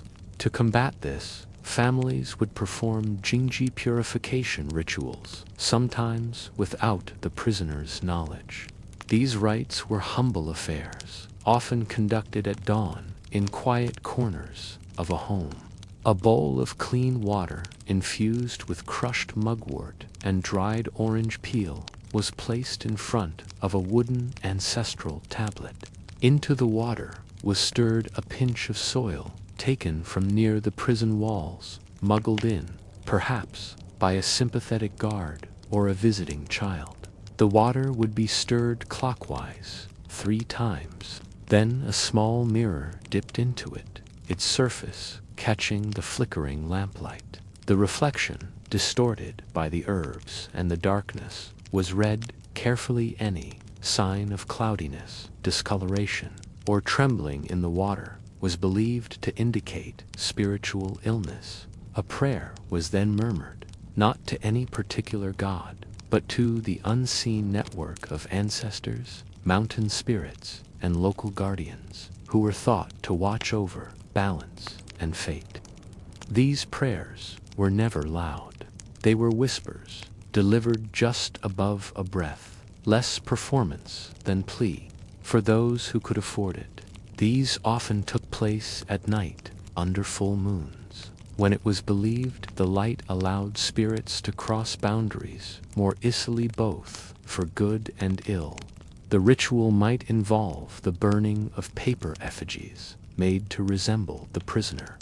These figures would be inscribed with the prisoner's name, the crime for which they were accused, and symbols for eyes, hands, and heart. They were then wrapped in reeds and bathed in incense smoke before being burned over an earthen brazier. As the paper turned to ash and floated upwards, it was believed the smoke carried the prayer to both human and divine courts, asking for clemency, not just in law, but in spirit. Other rituals centered around objects touched by the prisoner. A piece of cloth from a sleeve, a lock of hair, even soil from beneath their sleeping mat. These items were treated as living extensions of the prisoner's being. It could be buried in sacred ground to symbolically release the soul from bondage, or submerged in a stream to encourage the washing away of spiritual residue. In certain regions, these small tokens were taken to shrines dedicated not to emperors or saints, but to nameless ghost souls who had once suffered and who were thought to be especially sympathetic to the pleas of those still imprisoned. At these shrines, the language of prayer often changed. Petitioners would not ask for freedom, but for softened hearts or shifted winds.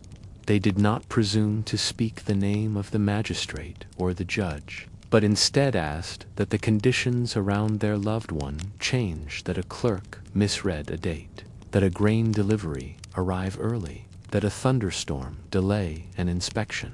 The prayers were not for miracles. They were for nudges, small, invisible changes that could ripple into something more. One such shrine, nestled into the roots of an old ginkgo tree near a defunct regional jail, became known locally as the Shrine of the Listening Wind. According to oral histories passed from farmer to farmer, prisoners who had no visitors and whose families had abandoned them were sometimes remembered by the wind itself, which carried their names from iron bars to the tree's waiting limbs. Offerings left there included folded paper windmills, twisted strings of millet, or polished stones marked with characters for return and light.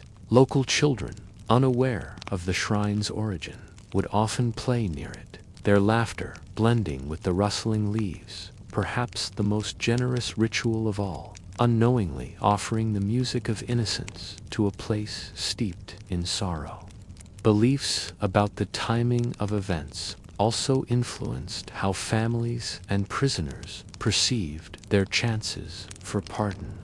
It was widely held that the 7th day of the 7th month, known as the Kixie Festival, when the weaver girl and cowherd star crossed paths in the sky, was a time when separated souls might also reunite.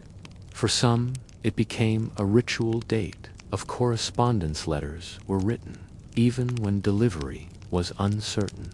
These letters were sometimes buried at ancestral graves or cast into rivers, where the movement of water was thought to carry the words further than foot messengers could. In homes, candles were lit and placed in bowls of water to float overnight, symbols of guidance for the lost. Inside prisons, Certain rituals could be felt, even if they were not seen. Guards reported a noticeable shift in mood during festivals tied to death or remembrance, such as the Zhongyuan festival in the 7th lunar month. Prisoners would sit longer in silence, their eyes turned toward barred windows. It was during these nights that unofficial chants might rise from cells not loud enough to constitute disobedience, but steady enough to suggest shared knowledge. Simple melodies repeated over and over without beginning or end, each repetition a layering of hope. Even those who had never met one another would sometimes hum in harmony, voices aligned not in rebellion but in shared space. And in the most desperate cases, rituals turned inward. Prisoners, with nothing left but breath and memory, created their own systems of spiritual meaning. A certain number of steps taken before sleeping, stones arranged beneath bedding, lines scratched into the wall at sunset, always in even numbers to ward off imbalance. A sip of water, taken only after counting backwards from 10. These small gestures, unnoticed by guards, offered control in a place designed to remove it. They were rituals, not for gods or spirits, but for self-preservation, a rhythm against dissolution. Outside, those waiting continued to mark the passing of days with quiet repetitions of their own. Mothers who boiled rice at the same hour each evening, saving a portion for a son no longer at home. Grandfathers who swept the family altar 3 times before sleeping, even when no one had lit the incense in weeks. Younger siblings who walked barefoot for a single day each month in solidarity. These were not prayers in the traditional sense. They were acts of tethering threads thrown into the dark in hope that something on the other end might feel the pull. In this world of unrecorded rites, belief flowed not from temples or ministers, but from necessity. It moved softly, passed in gesture, repeated without fanfare. It lived in shadows and smoke, in riverbanks and thresholds, in the whisper of names into night air. It was not systematic. It was not theological. It was human-achingly, patiently human. It could not undo the sentence, but it might ease the waiting. It could not guarantee return, but it might prepare the way. And perhaps, in the end, that is what these rituals were about. Not changing the world, but softening its sharpest edges. Not overturning fate, but placing something warm beside it. A bowl of water on a windowsill, a folded paper figure beneath a pillow, a name spoken just once more, not to be answered, but to be remembered. Now imagine, if you will, a different space entirely. The cell is gone, the damp straw mats, the iron hinges, the silence broken only by coughing and chainsaw. Of that has faded. Instead, you are seated in the soft shadow of a lacquered screen, embroidered with cranes and pine trees, where the late afternoon sun slants through slatted shutters in golden bands across polished floors. The sound of your breath has been replaced by low conversation, the rustle of silk robes, and the clink of porcelain cups. Here, in the governor's residence, the world feels impossibly distant from the lives recorded on bamboo slips or echoed in chants from stone corridors. Here, everything smells faintly of sandalwood, plum wine, and polished wood. And yet your name may be on the table, your fate balanced somewhere between the folds of a scroll and the mood of a man sipping wine. The governor's house is not a palace, though it is grand. It is the most lavish structure in the region, its walls set with painted panels, and its garden designed to echo the philosophy of harmony with nature. There is a pond where goldfish scatter when you pass, a small bridge built just off-center to ward off bad luck, and shaded walkways where officials stroll with fans in hand. The air is thick with jasmine, and somewhere a zither plays a servant practicing slowly in another room. But the heart of the house is a long hall with heavy beams and paper windows, where matters of administration bleed quietly into matters of personal preference. Here, in the early evening, as lanterns begin to glow and the sky fades from silver to blue, a group of men gather around a low lacquered table. They are magistrates, clerks, visiting envoys, and one man who speaks little but whose seal carries weight, the governor himself. On the table is a tray of delicate dishes: sweet lotus root, salted duck, pickled plum, and slices of ginger-cured pork. Wine is poured into shallow cups made of celadon with rims like flower petals. The talk is slow, formal at first, full of ritual greetings and careful wordplay. But eventually, as the wine warms their faces and relaxes their tongues, the subject of pending judgments arises among them: yours. Perhaps your name is spoken plainly, or perhaps it is merely a reference file, a case number, a phrase like the tax resister in Dong District, or the widow's son in the northern cell. You are not in the room, but your presence hovers just beneath the words. A clerk unfurls a scroll and reads in a steady tone the crime, the confession or refusal, the magistrate's recommendation, and any notes regarding character, family, or behavior during imprisonment. The room listens in silence. A few brows furrow. One man sighs into his sleeve. Another dips his finger into his wine and writes a character on the tabletop, watching it evaporate. It is here, in this quiet and opulent space, that so many fates were sealed. Not in courts or jails, not in front of drums or crowds, but in the casual discretion of men who dined together, whose relationships guided judgment as much as evidence ever did. To argue for mercy might be seen as compassion or weakness. To press for harshness might signal loyalty or insecurity. The governor listens, nods occasionally, but often says little. His eyes move from face to face, from cup to cup, weighing words against silence. He knows that law must be applied, but also that law must serve order, and sometimes mercy disrupts more than punishment. This is not to say that these men are monsters. Some have families of their own. Some have suffered loss or disgrace.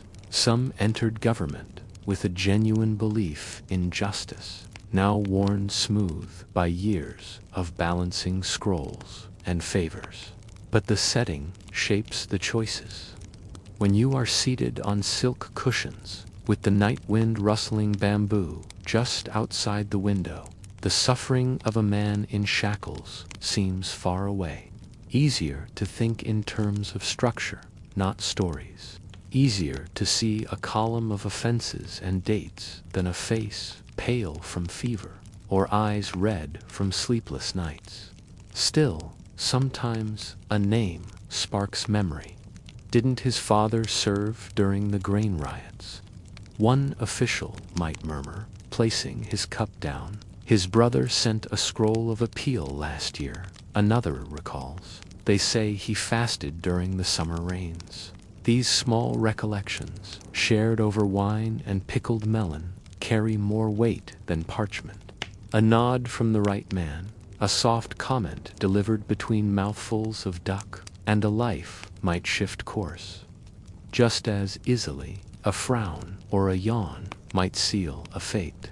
In wealthier provinces, these gatherings could become even more elaborate. Entertainment might be provided: musicians, poets, or even traveling storytellers who performed historical parables filled with veiled commentary on loyalty, betrayal, or the value of compassion. One might perform the tale of the magistrate who pardoned a thief during a famine, and was later praised by the emperor. Another might recite verses about injustice punished in the afterlife.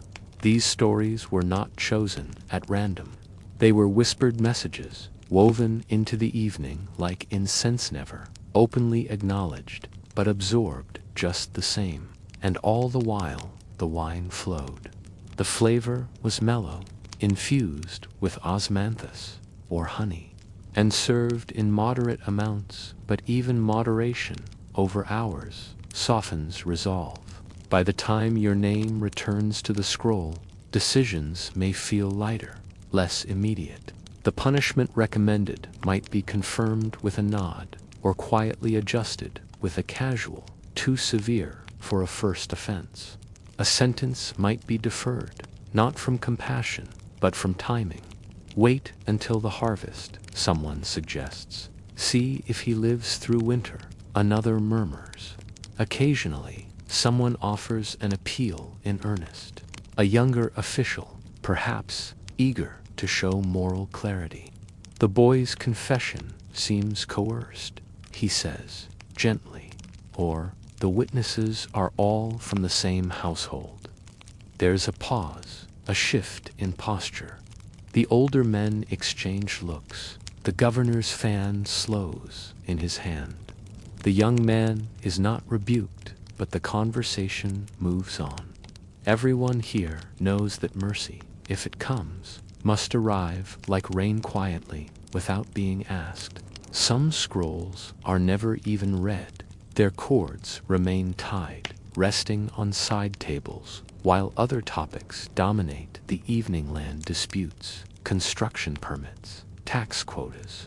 The fates inside those scrolls are suspended, not by legal delay, but by disinterest. And sometimes, after dinner has ended and guests have left, a clerk returns to the table and gathers them up, untouched. The next day, those fates continue to wait. Yours might be among them. Outside, the night deepens. Lanterns flicker behind paper walls. The koi in the pond drift beneath lily pads, undisturbed by the invisible choices made in the rooms beyond. A servant pours the last of the wine, gathers empty plates, and slides the screen shut. The governor retires, his robes scented faintly of pine, and somewhere, in a stone cell, 3 districts away, a man coughs once in the dark and pulls the thin blanket tighter around his body, unaware that he was just spoken of over lotus root and laughter. In the stillness that follows these evenings of deliberation, something strange begins to form, a quiet imbalance, an invisible architecture of fate. You are not there to see it. You do not know which official furrowed his brow when your name was mentioned, or which one smiled faintly while swirling wine between his fingers, musing over your crime as though it were a line of poetry. You do not know if you were remembered at all. Yet, as the lanterns cool and the scrolls are gently returned to shelves, the weight of your future shifts slightly, like a single coin moved on a board that you cannot see. It is not a sharp judgment, not a gavel on wood, but something slower, foggier, and perhaps more dangerous. A decision deferred, an interest lost, a punishment softened or sharpened, not by justice, but by appetite, by boredom, by timing. Governance, in these rooms, was as much art as rule. A magistrate's virtue was measured not just by what laws he upheld, but by how smoothly he did so, how little noise accompanied his decisions, how few ripples disturbed the pond. And so mercy, even when deserved, was dangerous. It could raise questions. Why this prisoner? Why now? What precedent might this set? And so most decisions remained within the boundaries of predictability. Punishment was safer, continuity more desirable. One prisoner's redemption was rarely worth a week of rumors. There is something unsettling in the softness with which these decisions were made. A scroll lifted, read, then set aside. A cup refilled, a nod, half-earned and half-habit. No one here speaks cruelly. They are not violent men. Their gestures are precise, even elegant, but their words gentle, measured, harmonious, can carry the weight of months in shackles. And they will never see the bruises, the infections, the slow starvation of spirit. They will not smell the mildew that rises from the damp cell floor. They will not hear the hoarse whisper of someone reciting their father's name before sleep. They live in another rhythm, where silk cushions and bronze incense burners guard against the friction of consequence. Still, not all of these men are entirely detached. One clerk, younger than the rest, reads through the scrolls, again in private, long after the others have gone. He sits at a side table, the moonlight spilling through the shutters, his inkstone freshly wetted. He makes no edits, adds no notes, but he stares at the calligraphy as if searching for something more. Perhaps he knows someone like the prisoner named in this file. Perhaps he remembers a neighbor arrested for the same.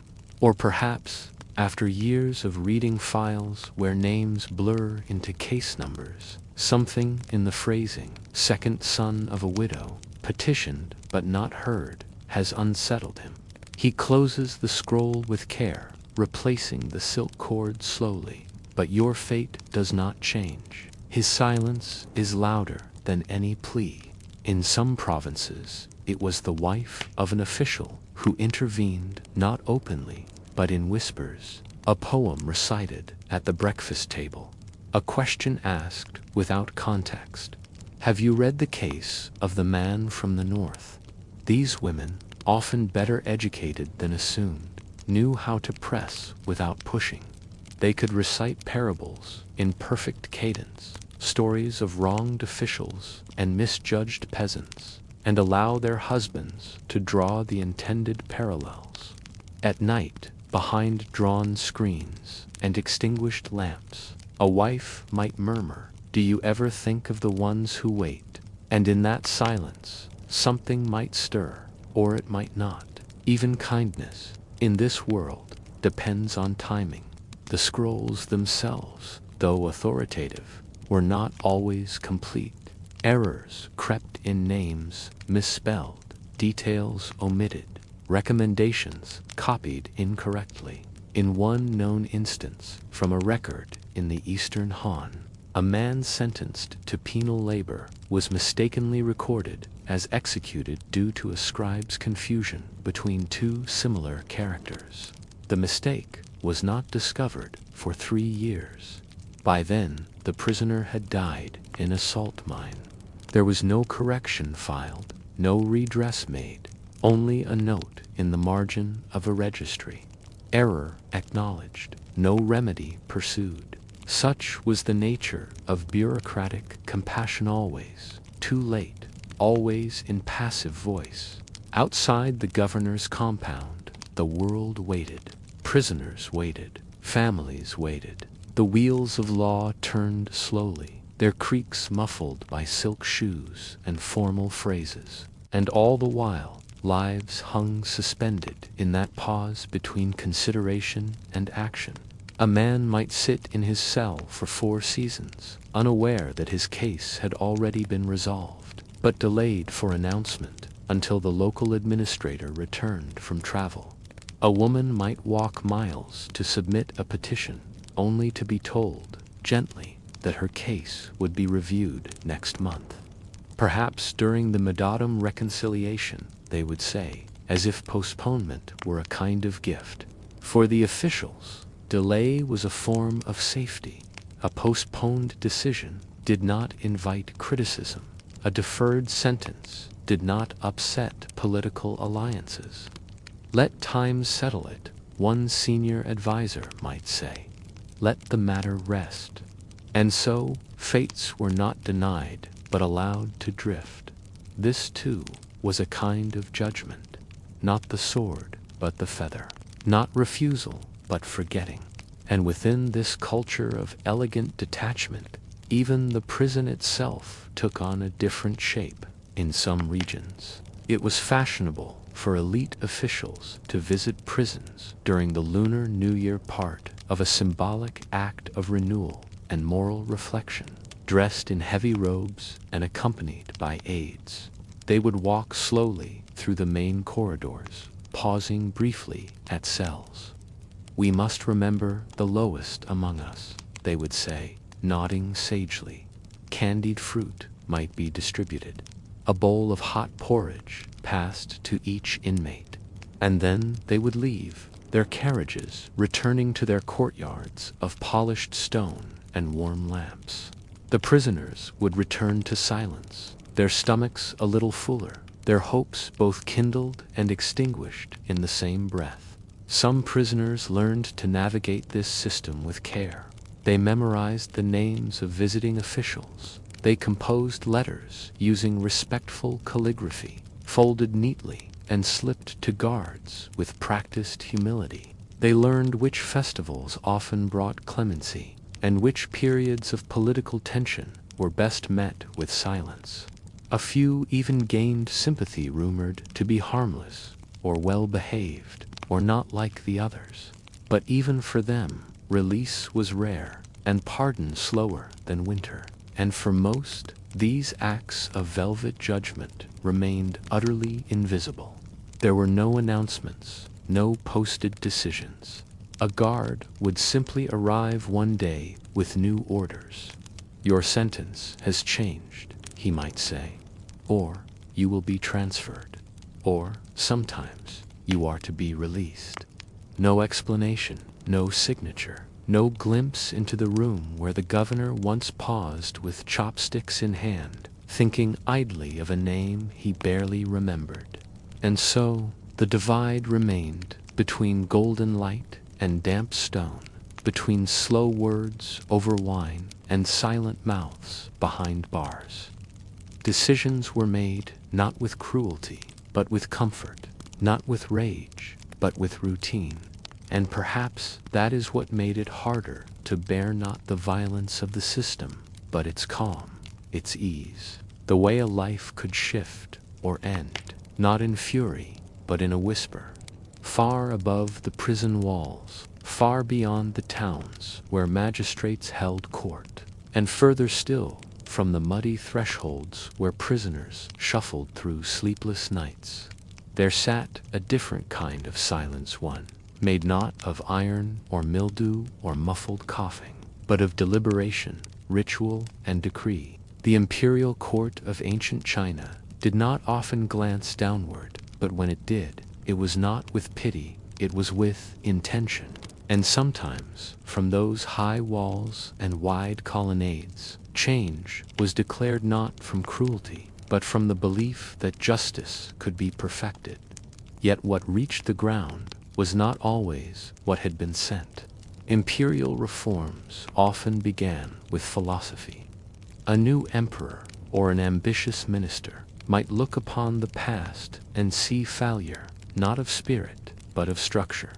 Perhaps too many prisoners lingered in jails. Perhaps officials were too corrupt, too lax, too harsh. Perhaps laws had multiplied into confusion, and justice now wore too many faces.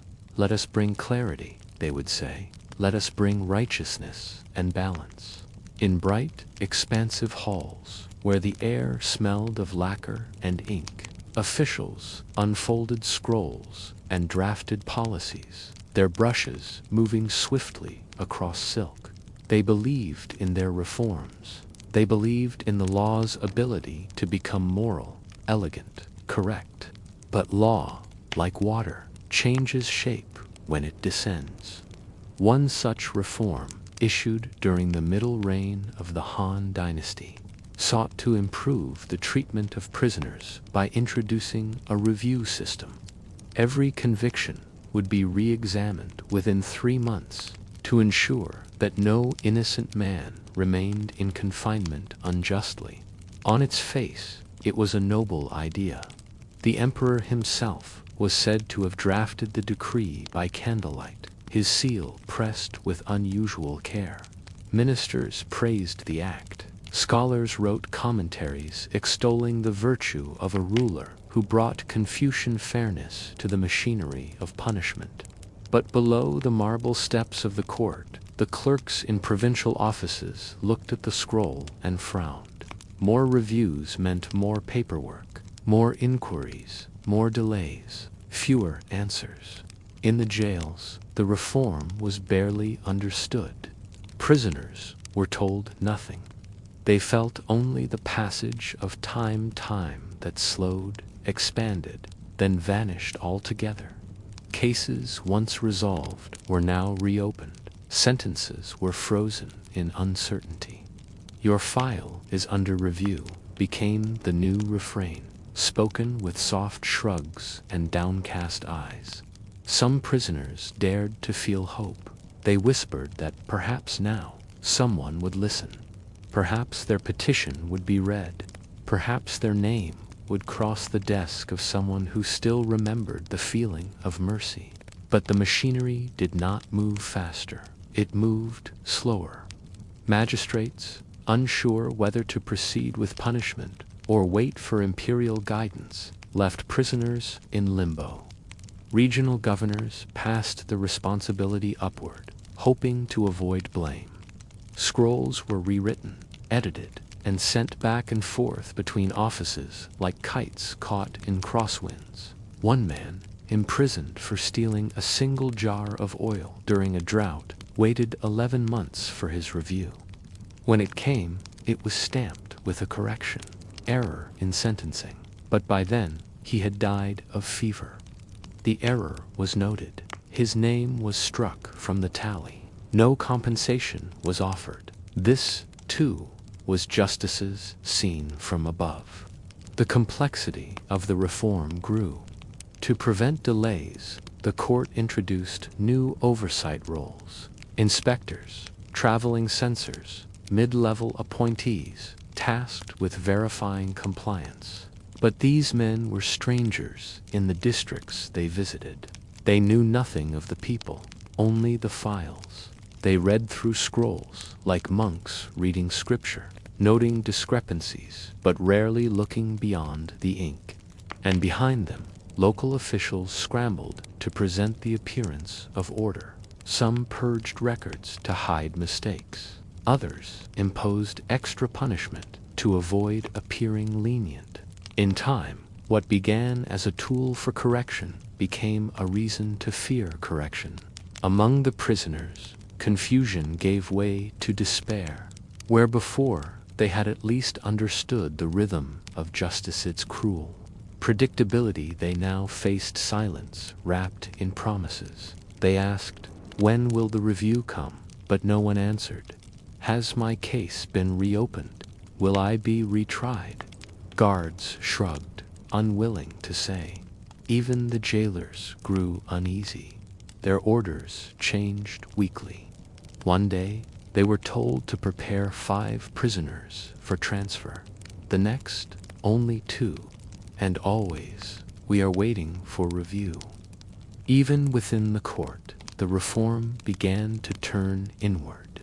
Ministers argued over implementation.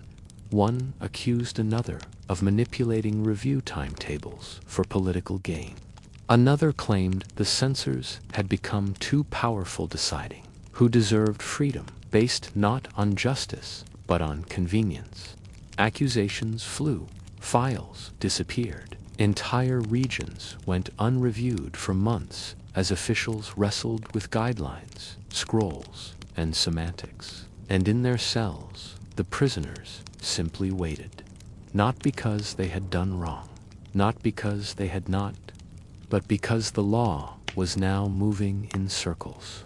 In a letter discovered centuries later among bamboo archives, a junior official named Shen Qi wrote of this confusion. "We meant to ease their burden," he wrote, "but instead we gave it new weight." He spoke of walking through a prison and seeing the same faces month after month, some of whom no longer spoke at all. One man, he wrote, has waited so long for review that he now believes he was never arrested that he has always lived within those walls. His superiors told him not to visit again. His reports were quietly reassigned. It was not only the prisoners who suffered. Families who once appealed to local officials now faced an invisible labyrinth. Your request must be sent to Chang'an. You must await the clerk's return. Only the inspector may approve the second petition.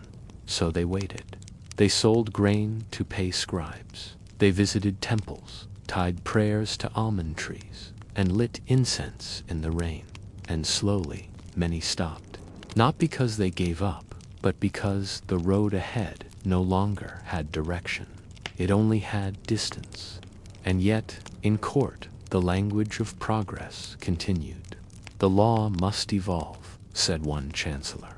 Justice is a wheel. It must turn.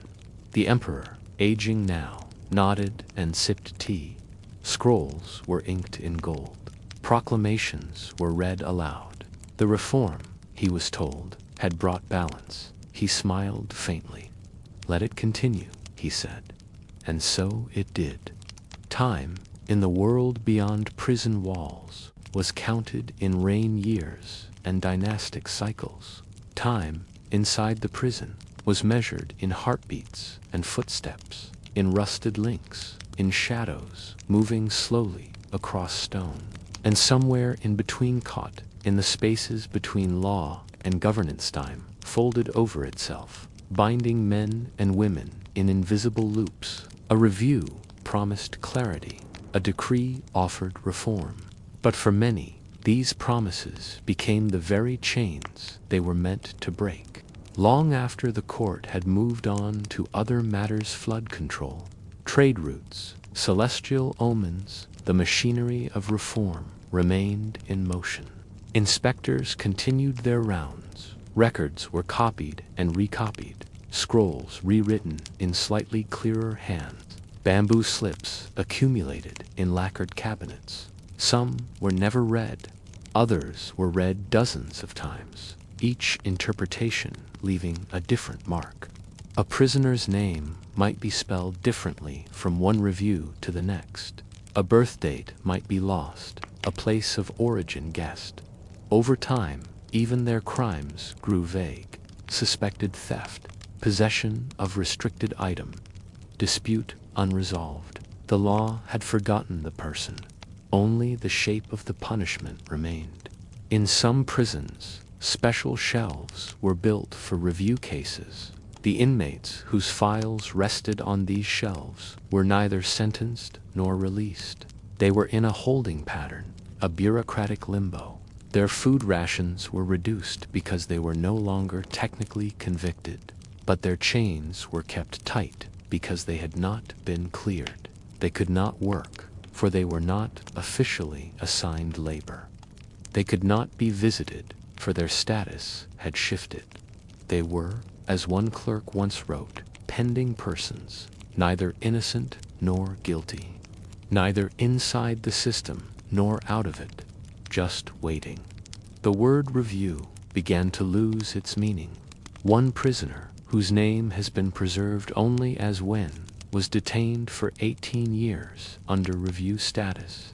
Arrested as a young man during a tax rebellion he did not join. His case passed through 5 different governors and more than a dozen magistrates. At one point, a pardon was issued under his name, but it was for another man, also named Wen, who had been imprisoned in a different province. By the time the error was discovered, both men had died. The pardon was recorded. No correction was made. Elsewhere, in a prison near the southern river systems, a group of prisoners created their own review scroll, a makeshift record scratched into the back of a wooden panel, listing the names of those still waiting. The days passed, the petitions filed.